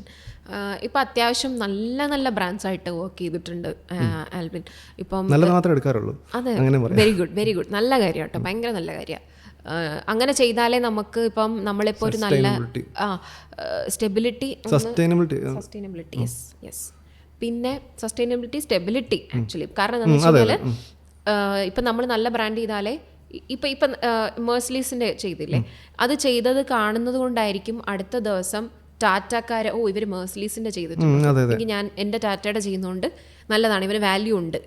അതിപ്പോൾ നമ്മൾ വേറെ എന്തൊരു പ്രൊഫഷൻ ആണെങ്കിൽ പോലും, ഇപ്പോൾ ടെക് ആണെങ്കിൽ പോലും ഞാൻ ആർക്കൊക്കെ വേണ്ടി വർക്ക് ചെയ്തെന്നാണല്ലോ മറ്റുള്ളവർ കാണിക്കുന്നത്. അതേ കോൺസെപ്റ്റ് തന്നെ ഇവിടെ. Exact same. സത്യം കേട്ടോ. ആൻഡ് ഇവിടെ അപ്പോൾ ഒരുപാട് നല്ല ബ്രാൻഡ്സ് ആയിട്ട് വർക്ക് ചെയ്തിട്ടുണ്ട്. ഇപ്പം നമ്മുടെ എയർ അബുദാബി അതെനിക്ക് എന്താണെന്നറിയില്ല, maybe you are a stranger to me or whatever it is, പക്ഷെ എനിക്ക് ഭയങ്കര പ്രൗഡായിട്ട് ഫീൽ ചെയ്തു. ബിക്കോസ് നമ്മുടെ കേരളയിൽ നിന്ന് ഉള്ള മറ്റേ ഗൗരിയും ഒക്കെ ഉണ്ടായിരുന്നു. അപ്പോൾ ഇവരൊക്കെ ഇങ്ങനെ പോയിട്ട് നല്ലൊരു കൊളാബ് ചെയ്യുന്നുണ്ടല്ലോ, ഇന്റർനാഷണൽ കൊളാബ് അല്ലേ? ശരിക്കും എൻജോയ് ചെയ്തു. വേറെ വലിയ കഥയൊക്കെ ഉണ്ടായിരുന്നത്. പറ. അതായത് നമ്മൾ അബുദാബിയിലെത്തി, ആദ്യത്തെ ദിവസം നമുക്ക് അറ്റനറി ഒന്നും ഇല്ല, ഫ്രീ ആണ്. അപ്പോൾ ഗൗരിനെ അവിടെ വെച്ചിട്ട് കാണുന്നതും പരിചയപ്പെടുന്നതൊക്കെ. അപ്പോൾ നമ്മൾ ഗൗരിൻ്റെ റൂം 8th ഫ്ലോറിലും എൻ്റെ 5th ഫ്ലോറിലും. രാവിലെ ഒരു 9 മണിയൊക്കെ ആയപ്പോഴത്തേക്കും ചെക്ക് ഇൻ ചെയ്തു. 12 മണിക്ക് ഞങ്ങൾ ലഞ്ചിന് ഒരുമിച്ച് വന്നു. അപ്പോൾ ലഞ്ച് കഴിക്കുമ്പോൾ അന്ന് വേറെ പരിപാടി ഒന്നും ഇല്ല, എന്നാൽ പിന്നെ ദുബായ് വരാൻ പോയിട്ട് വരാമെന്ന് വിചാരിച്ചു. അപ്പോൾ അന്ന് രാത്രി ഫുള്ള് ട്രാവലായിരുന്നു. അപ്പോൾ എയർ അറേബ്യ ആയിട്ട് ഇതുണ്ട്, അസോസിയേഷൻ ഉണ്ട്. അപ്പോൾ അവരുടെ ഫ്ലൈറ്റിലുള്ള ജേണിയൊക്കെ ഷൂട്ടൊക്കെ ചെയ്താൽ നല്ല ടയർഡാണ്. അപ്പോൾ നല്ലൊരു ഫുഡ് കഴിച്ചിട്ട് റൂമിൽ പോയി ഞാൻ കിടന്നു. 3 മണിക്ക് അലാറം വെച്ചിട്ടുണ്ട്. 3 മണിക്ക് എണീറ്റ് ദുബായി പോകാമെന്നാണ് പ്ലാൻ. ഞാൻ ഉറങ്ങിപ്പോയി. ഏത് 3 മണി? രാത്രി ഉച്ചയ്ക്ക് 3 വരെ. അല്ല, എന്നിട്ട് ഗൗരി വിചാരിച്ചേക്കുന്നത്, ഗൗരിയാണ് ഈ പ്ലാനൊക്കെ ചെയ്തത്, അവളെ തേച്ചതാന്ന് വിചാരിച്ചു. കാരണം ഞങ്ങൾ രണ്ടുപേരും സ്വന്തം പൈസക്ക് എടുത്ത് വേണം പോകാൻ, മറ്റേത് ഫുള്ളി ഇവരാണല്ലോ കൊണ്ടു നടക്കുന്നതൊക്കെ. ഗൗരി ഒരു 5 മണി വരെ എന്നെ വിളിച്ചു, ലാൻഡ് ഫോണിൽ വിളിച്ചു, ഞാൻ കേൾക്കുന്നില്ല. ഡെഡ് ഉറക്കം. അത് കഴിഞ്ഞ് ഒരു 6 മണി 7 മണി ആയപ്പോഴത്തേക്കും വീട്ടിൽ നിന്ന് വിളി തുടങ്ങി, ഫിയാൻസി വിളിക്കാൻ തുടങ്ങി, അവർ ടെൻഷൻ അടിക്കാൻ തുടങ്ങി. അവർ ഭയങ്കര ടെൻഷൻ, കാരണം ഞാൻ എടുക്കുന്നില്ല. 8 മണി 9 മണി രാത്രി 10 മണി ആയി, ഞാൻ എണീക്കുന്നില്ല. അപ്പോഴത്തേക്കും ഇവള് ദുബായിൽ പോയിട്ടുണ്ട്. അപ്പോൾ അവരെങ്ങനെയോ ഗൗരിനെ വിളിച്ച് കോണ്ടാക്ട് ചെയ്ത് ഈ ഞങ്ങളെ ടൂർ ഓർഗനൈസറിനെ ഒക്കെ വിളിച്ചു. അപ്പോൾ ഈ ഹോട്ടലിൽ വിളിച്ചപ്പോഴത്തേക്കും അവരെ വിടുന്നില്ല, ആരെയും വിടുന്നില്ല. കാരണം എൻ്റെ പ്രൈവസിയാണ്. ഞാനത് ഡു നോട്ട് ഡിസ്റ്റർബ് ഓൺ ആക്കിയിട്ടുണ്ടായിരുന്നു തോന്നുന്നു, എനിക്കറിയില്ലായിരുന്നു. ഏതൊരു സ്വിച്ച് കണ്ടു ഞെക്കി. രാത്രി ഒരു 11 മണി 12 മണി ആയപ്പോൾ തന്നെ എണീറ്റു. ഓക്കെ, എന്തോ ലോകം തിരിച്ചു വെച്ചല്ലേ. അത് വിഷയമായിരുന്നു. വീട്ടിൽ നിന്ന് അവിടെ നേരുന്ന തെറിയോടെ തെറി. ഗൗരി വിചാരിച്ച് ഞാൻ അവളെ പറ്റിച്ചു. അവളൊറ്റയ്ക്ക് ദുബായി പോകേണ്ടി വന്നു. അത് ഞാൻ ശരിക്കും മിസ്സിങ് ചെയ്തു കേട്ടോ. ദുബായ് ഭയങ്കര ഇതായിരുന്നു. അങ്ങനെ നല്ലൊരു കഥയായിരുന്നു. ആദ്യമേ ദുബായ് മിസ് ചെയ്തോന്ന്, ഇത്ര മനുഷ്യരായിട്ട് തീ നീറ്റിച്ചത് ദുബായ് മിസ് ചെയ്തോന്ന്. കൊള്ളാം. എല്ലാവരും ശരിക്കും പേടിച്ചു. ഞാൻ എന്ത് ഭയങ്കര ഉറക്കം. ഒന്നാമത് 2 ദിവസത്തെ ഉറക്കമുണ്ട്. പിന്നെ നല്ല ഫുഡായിരുന്നു. ബൊഫേ കണ്ടപ്പോഴത്തേക്ക് അങ്ങനെ ദുബായ് അല്ല, അറബിക് സ്റ്റൈൽ ഫുഡല്ലേ. അതെ, കുറെ കഴിച്ചിട്ട് നല്ല ബെഡ് എന്നൊക്കെ പറഞ്ഞാല് നല്ല സോഫ്റ്റ്. നമ്മൾ ബ്രൈറ്റ് സൈഡ് കാണണം. ഇത്രയും പ്രശ്നം ഉണ്ടാക്കിയില്ല ഞാൻ ഇത്രയും നല്ല നല്ല കാര്യങ്ങൾ എന്നൊക്കെ എക്സ്പീരിയൻസ് ഉണ്ടായിരുന്നു എന്നൊക്കെ. അപ്പോൾ ഇങ്ങനെ നല്ല നല്ല ബ്രാൻഡ്സ് ഒക്കെ ചെയ്യുമ്പോൾ ഭയങ്കര പ്രൗഡായിട്ട് ഫീൽ ചെയ്യും. അപ്പോൾ ഇപ്പം എല്ലാവരും ഒരുപാട് ആളുകൾ കോണ്ടന്റ് ക്രിയേഷൻ ഫുൾ ടൈം ആയിട്ട് എടുക്കുന്നുണ്ട്. അപ്പോൾ എൻ്റെ അടുത്ത് പറഞ്ഞിരുന്നു ഇങ്ങനെ പ്ലാൻ ഉണ്ട്, ഫുൾ ടൈം ആക്കാനായിട്ടുണ്ട് എന്നുള്ളത്. അപ്പോൾ ഞാനിത് ചോദിക്കുന്നതുകൊണ്ട് കൂടുതൽ ടെൻഷൻ കൂടുമോ എന്നെനിക്ക് അറിയില്ല. പക്ഷെ സ്റ്റിൽ കമ്പയറിങ് ലൈക്ക് ഷോ ബിസിനസ്സിൽ എന്ത് ജോലി നമ്മൾ ചെയ്താലും, ഇപ്പോൾ ഡയറക്ഷൻ ആയിക്കോട്ടെ, ആക്ടിങ് ആയിക്കോട്ടെ, ആങ്കറിങ് ആയിക്കോട്ടെ, എന്ത് ജോലി ചെയ്താലും സ്റ്റെബിലിറ്റി ഭയങ്കര കുറവാണ് കമ്പയർഡ് ടു അതർ പ്രൊഫഷൻ അല്ലേ. ഇപ്പം IT ജോലി ചെയ്താലും റിസഷൻ വന്ന് നമ്മളെ പിരിച്ചുവിടും. അത് വലിയ സ്റ്റെബിലിറ്റി ആണെന്നൊന്നും നമുക്ക്, ഗവൺമെന്റ് ജോലി അല്ലാതെ എന്ത് ജോലി ചെയ്താലും സ്റ്റെബിലിറ്റി കുറവാണ്. ഞാൻ അവിടെ ആയിരുന്നു. ഗവൺമെന്റ് ജോലി ആയിരുന്നു അല്ലേ? ആണ്. എന്റെ ചോദ്യത്തിന് ഇന്റൻസിറ്റി കൂടി. ഗവൺമെന്റ് ജോലി ഇതുവരെ കളഞ്ഞിട്ടൊന്നുമില്ല. അങ്ങനല്ല, ഞാൻ ഒരു പേഴ്സ്പെക്റ്റീവ് ചോദിക്കുക വെച്ചാൽ, എനിക്കും ഞാനത് ടെൻഷൻ അടിപ്പിക്കാൻ ചോദിക്കുന്നതല്ല. പക്ഷേ ഇനിയും വരാൻ ആഗ്രഹിക്കുന്നവർ അല്ലെങ്കിൽ ഫുൾ ടൈം ചെയ്യാൻ ആയിട്ട് ചിന്തിക്കുന്നവർ നോക്കേണ്ട കുറച്ച് പോയിന്റ് ഓഫ് വ്യൂസ് ഉണ്ടാവുമല്ലോ. ലൈക്ക് ഇപ്പോൾ ഈ സ്റ്റെബിലിറ്റി, ഫിനാൻസ് ആണ്, പൈസയാണ് ഏറ്റവും മുഖ്യം എന്ന് പറയുന്നത്.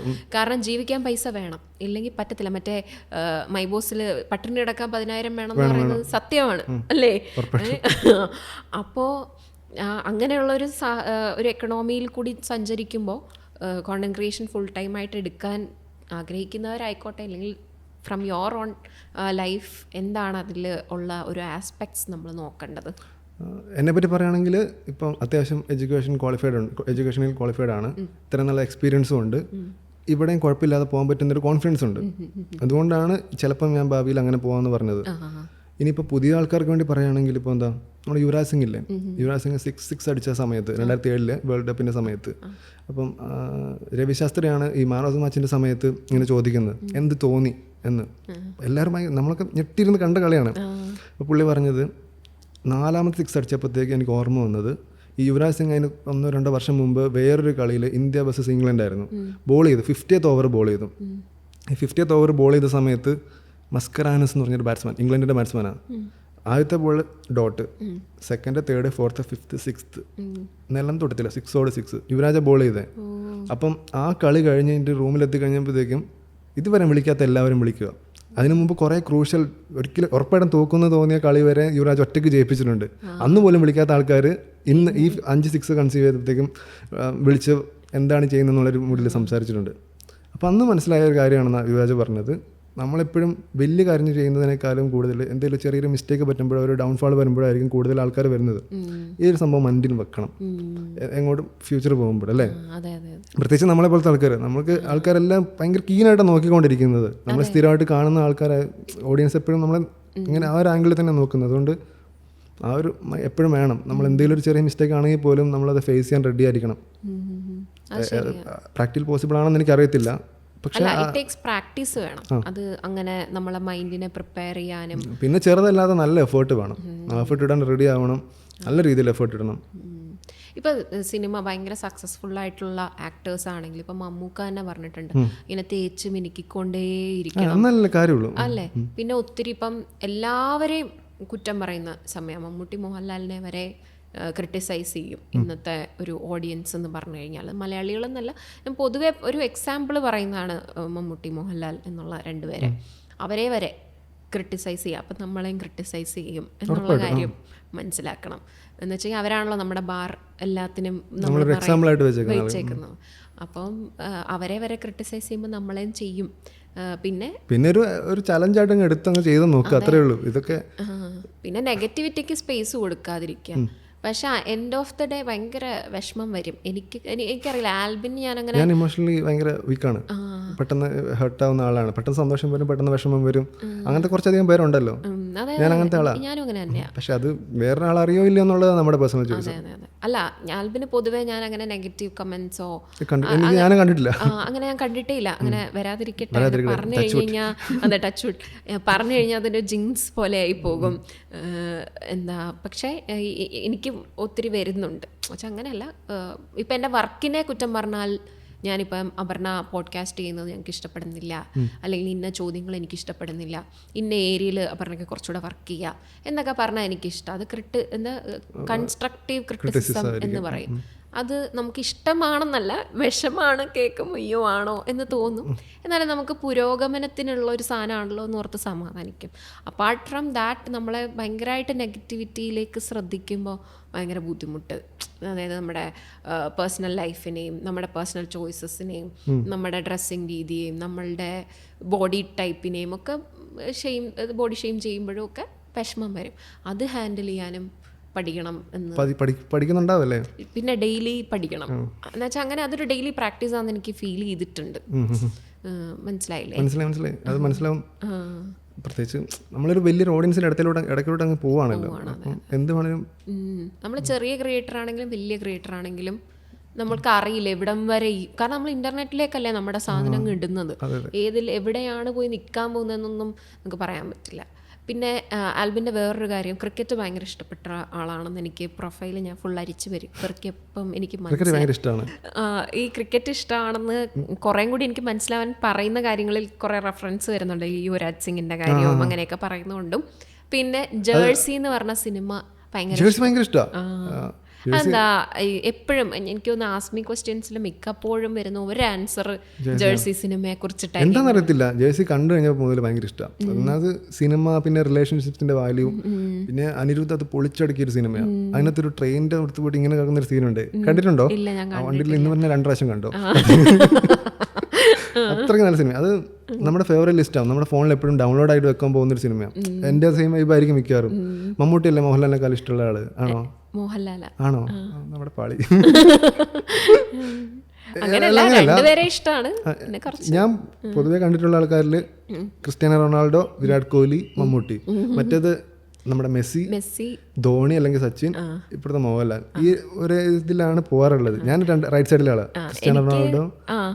അതിലാരാ, മെസ്സിയാണോ റൊണാൾഡോ ആണോ? മെസ്സിയാ. അപ്പൊ മറ്റേ സൈഡിലാ കോഹ്ലി എങ്ങനെയോ കയറി വന്നതാ.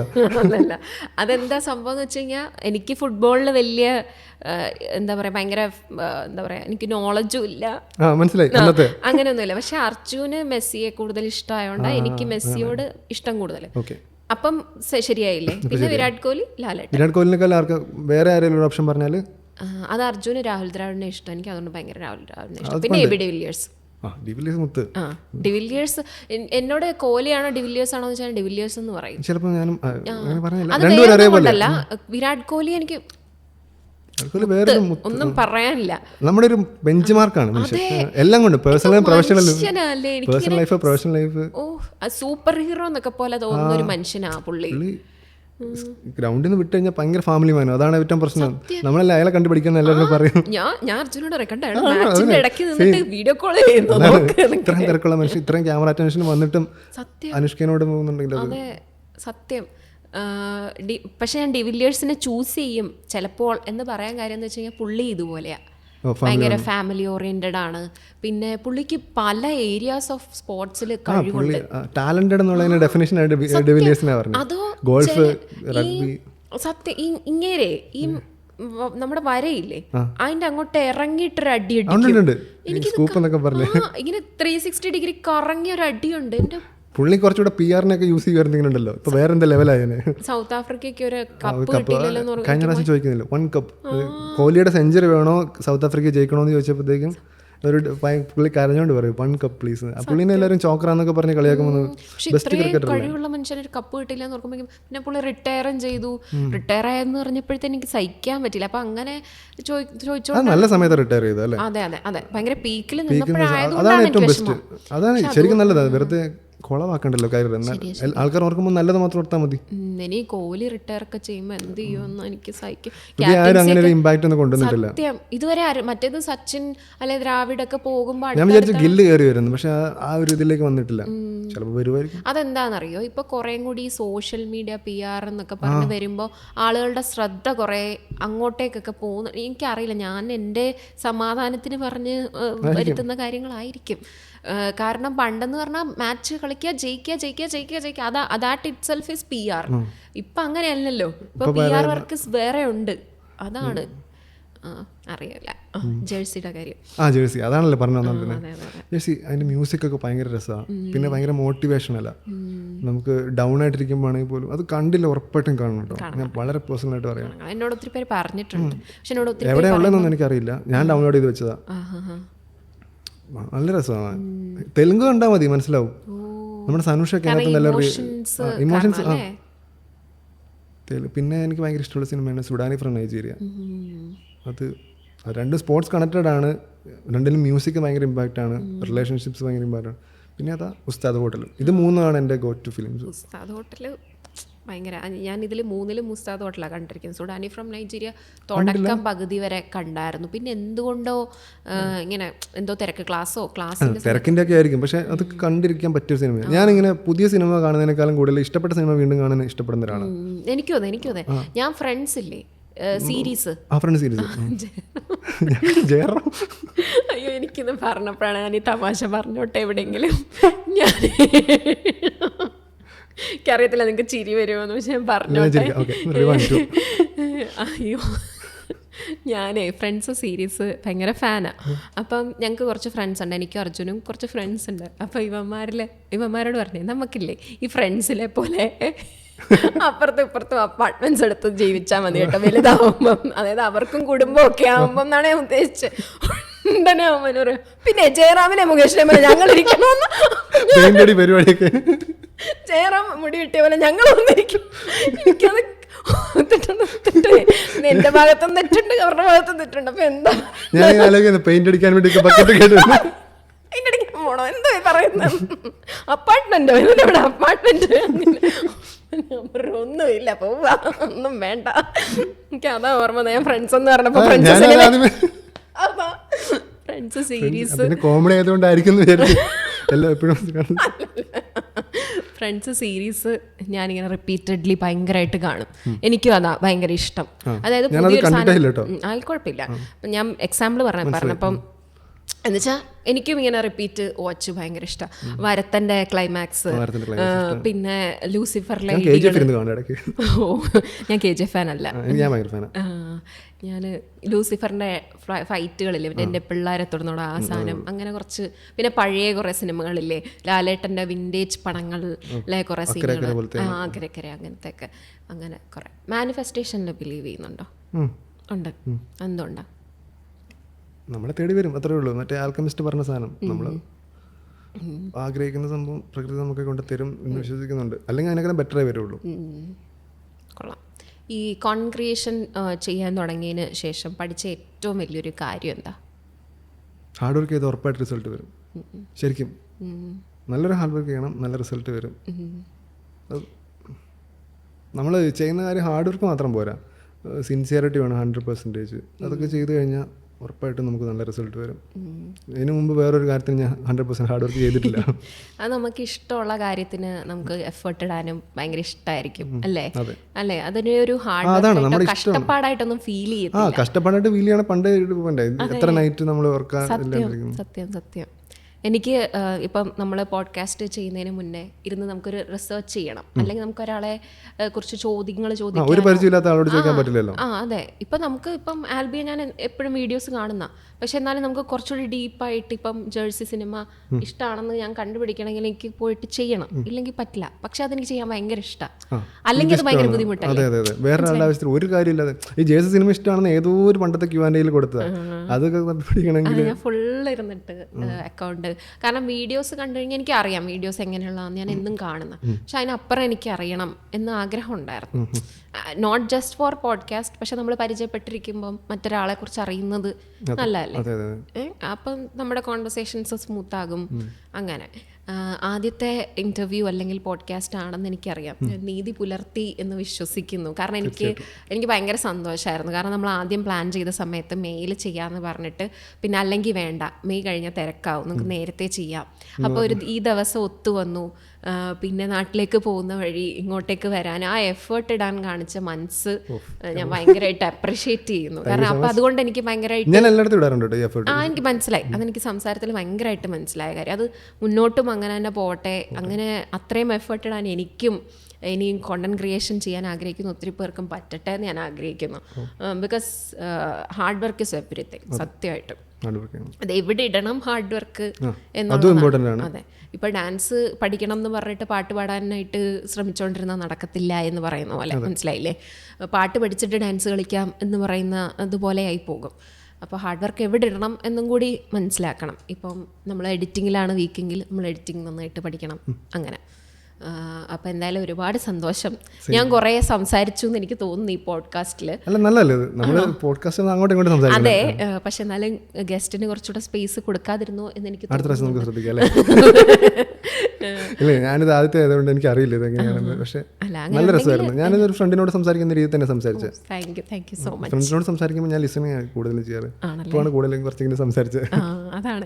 അല്ല, എനിക്ക് തോന്നിയിട്ടുണ്ട് നമ്മളിങ്ങനെ പോഡ്കാസ്റ്റിലൊക്കെ ഇരിക്കുന്ന സമയത്ത് നമ്മൾ സംസാരിക്കുമ്പോൾ അപ്പുറത്തിരിക്കുന്നവർക്ക് സംസാരിക്കാൻ കുറച്ചുകൂടി എളുപ്പമായിരിക്കും. അതായത് because I'm giving some story and then a question. അപ്പോൾ ഓക്കെ, ശരിയാ, അപ്പോൾ ചിന്തിക്കാൻ എളുപ്പമായിരിക്കും എന്ന് എനിക്ക് തോന്നിയിട്ടുണ്ട്. എനിക്കറിയില്ല, നോക്കാം. അല്ലേ? അതെ, പുറത്തേക്ക് വരുമ്പം നിങ്ങൾ പറയൂ. അപ്പം എന്തായാലും സോഷ്യലി ഇമ്പാക്റ്റ് ഉള്ള ഭയങ്കര ജെന്യുവനായിട്ടുള്ള വീഡിയോസ് ഇനി ഉണ്ടാക്കുക. ബ്രാൻഡ് കൊളാബറേഷൻസും ചെയ്യണം. ബിക്കോസ് അത് ഇൻകോപ്പറേറ്റ് ചെയ്യുന്നത് കാണാൻ ഭയങ്കര രസമുണ്ട്. അതായത് പോകുന്ന ആ ഫ്ലോയിലേക്ക് ബ്രാൻഡ് കയറി വരുന്നത്, അത് നമുക്ക് സ്മൂത്തായിട്ട് നമുക്കൊരു ഇൻഫർമേഷനും കിട്ടുന്നു, നമുക്ക് എൻ്റർടൈൻമെൻറ്റും ഇൻഫർമേഷൻ എൻ്റർടൈൻമെൻറ്റ് അങ്ങനെ കുഴപ്പമില്ലാണ്ട് മെർജായി പോകുന്നു. അതെ, അപ്പം ഇനിയും നല്ല നല്ല കാര്യങ്ങൾ ചെയ്യാം. Same to you. Thank you. നമ്മൾ രണ്ടും ഒരേ വഞ്ചിയിലാണല്ലോ. അതെ പുതിയ പുതിയ വെർട്ടിക്കളിലേക്ക് എത്തട്ടെ. അതെ, എനിക്ക് അഭിനയിക്കാനാണ് ഇഷ്ടം. ഞാൻ അഭിനയത്തിലെത്തട്ടെ. ഡയറക്ഷനാണ് ഇഷ്ടം. എനിക്ക് അഭിനയം ഇഷ്ടമാണ്, ഡയറക്ഷൻ ഇഷ്ടമാണ്. അതെ, അപ്പോൾ എല്ലായിടത്തും എത്തട്ടെ. ഷോ ബിസിനസ് മൊത്തം ഇങ്ങനെ കീഴടക്കട്ടെ എന്നല്ലേ? അതെ. അപ്പം താങ്ക് യു സോ മച്ച്. പിന്നെ കല്യാണമാണ്, അതിന് ആദ്യം തന്നെ congratulations, all the very best. അന്നയോട് അന്വേഷണം പറയാം. പറഞ്ഞേക്കാം. Okay, thank U.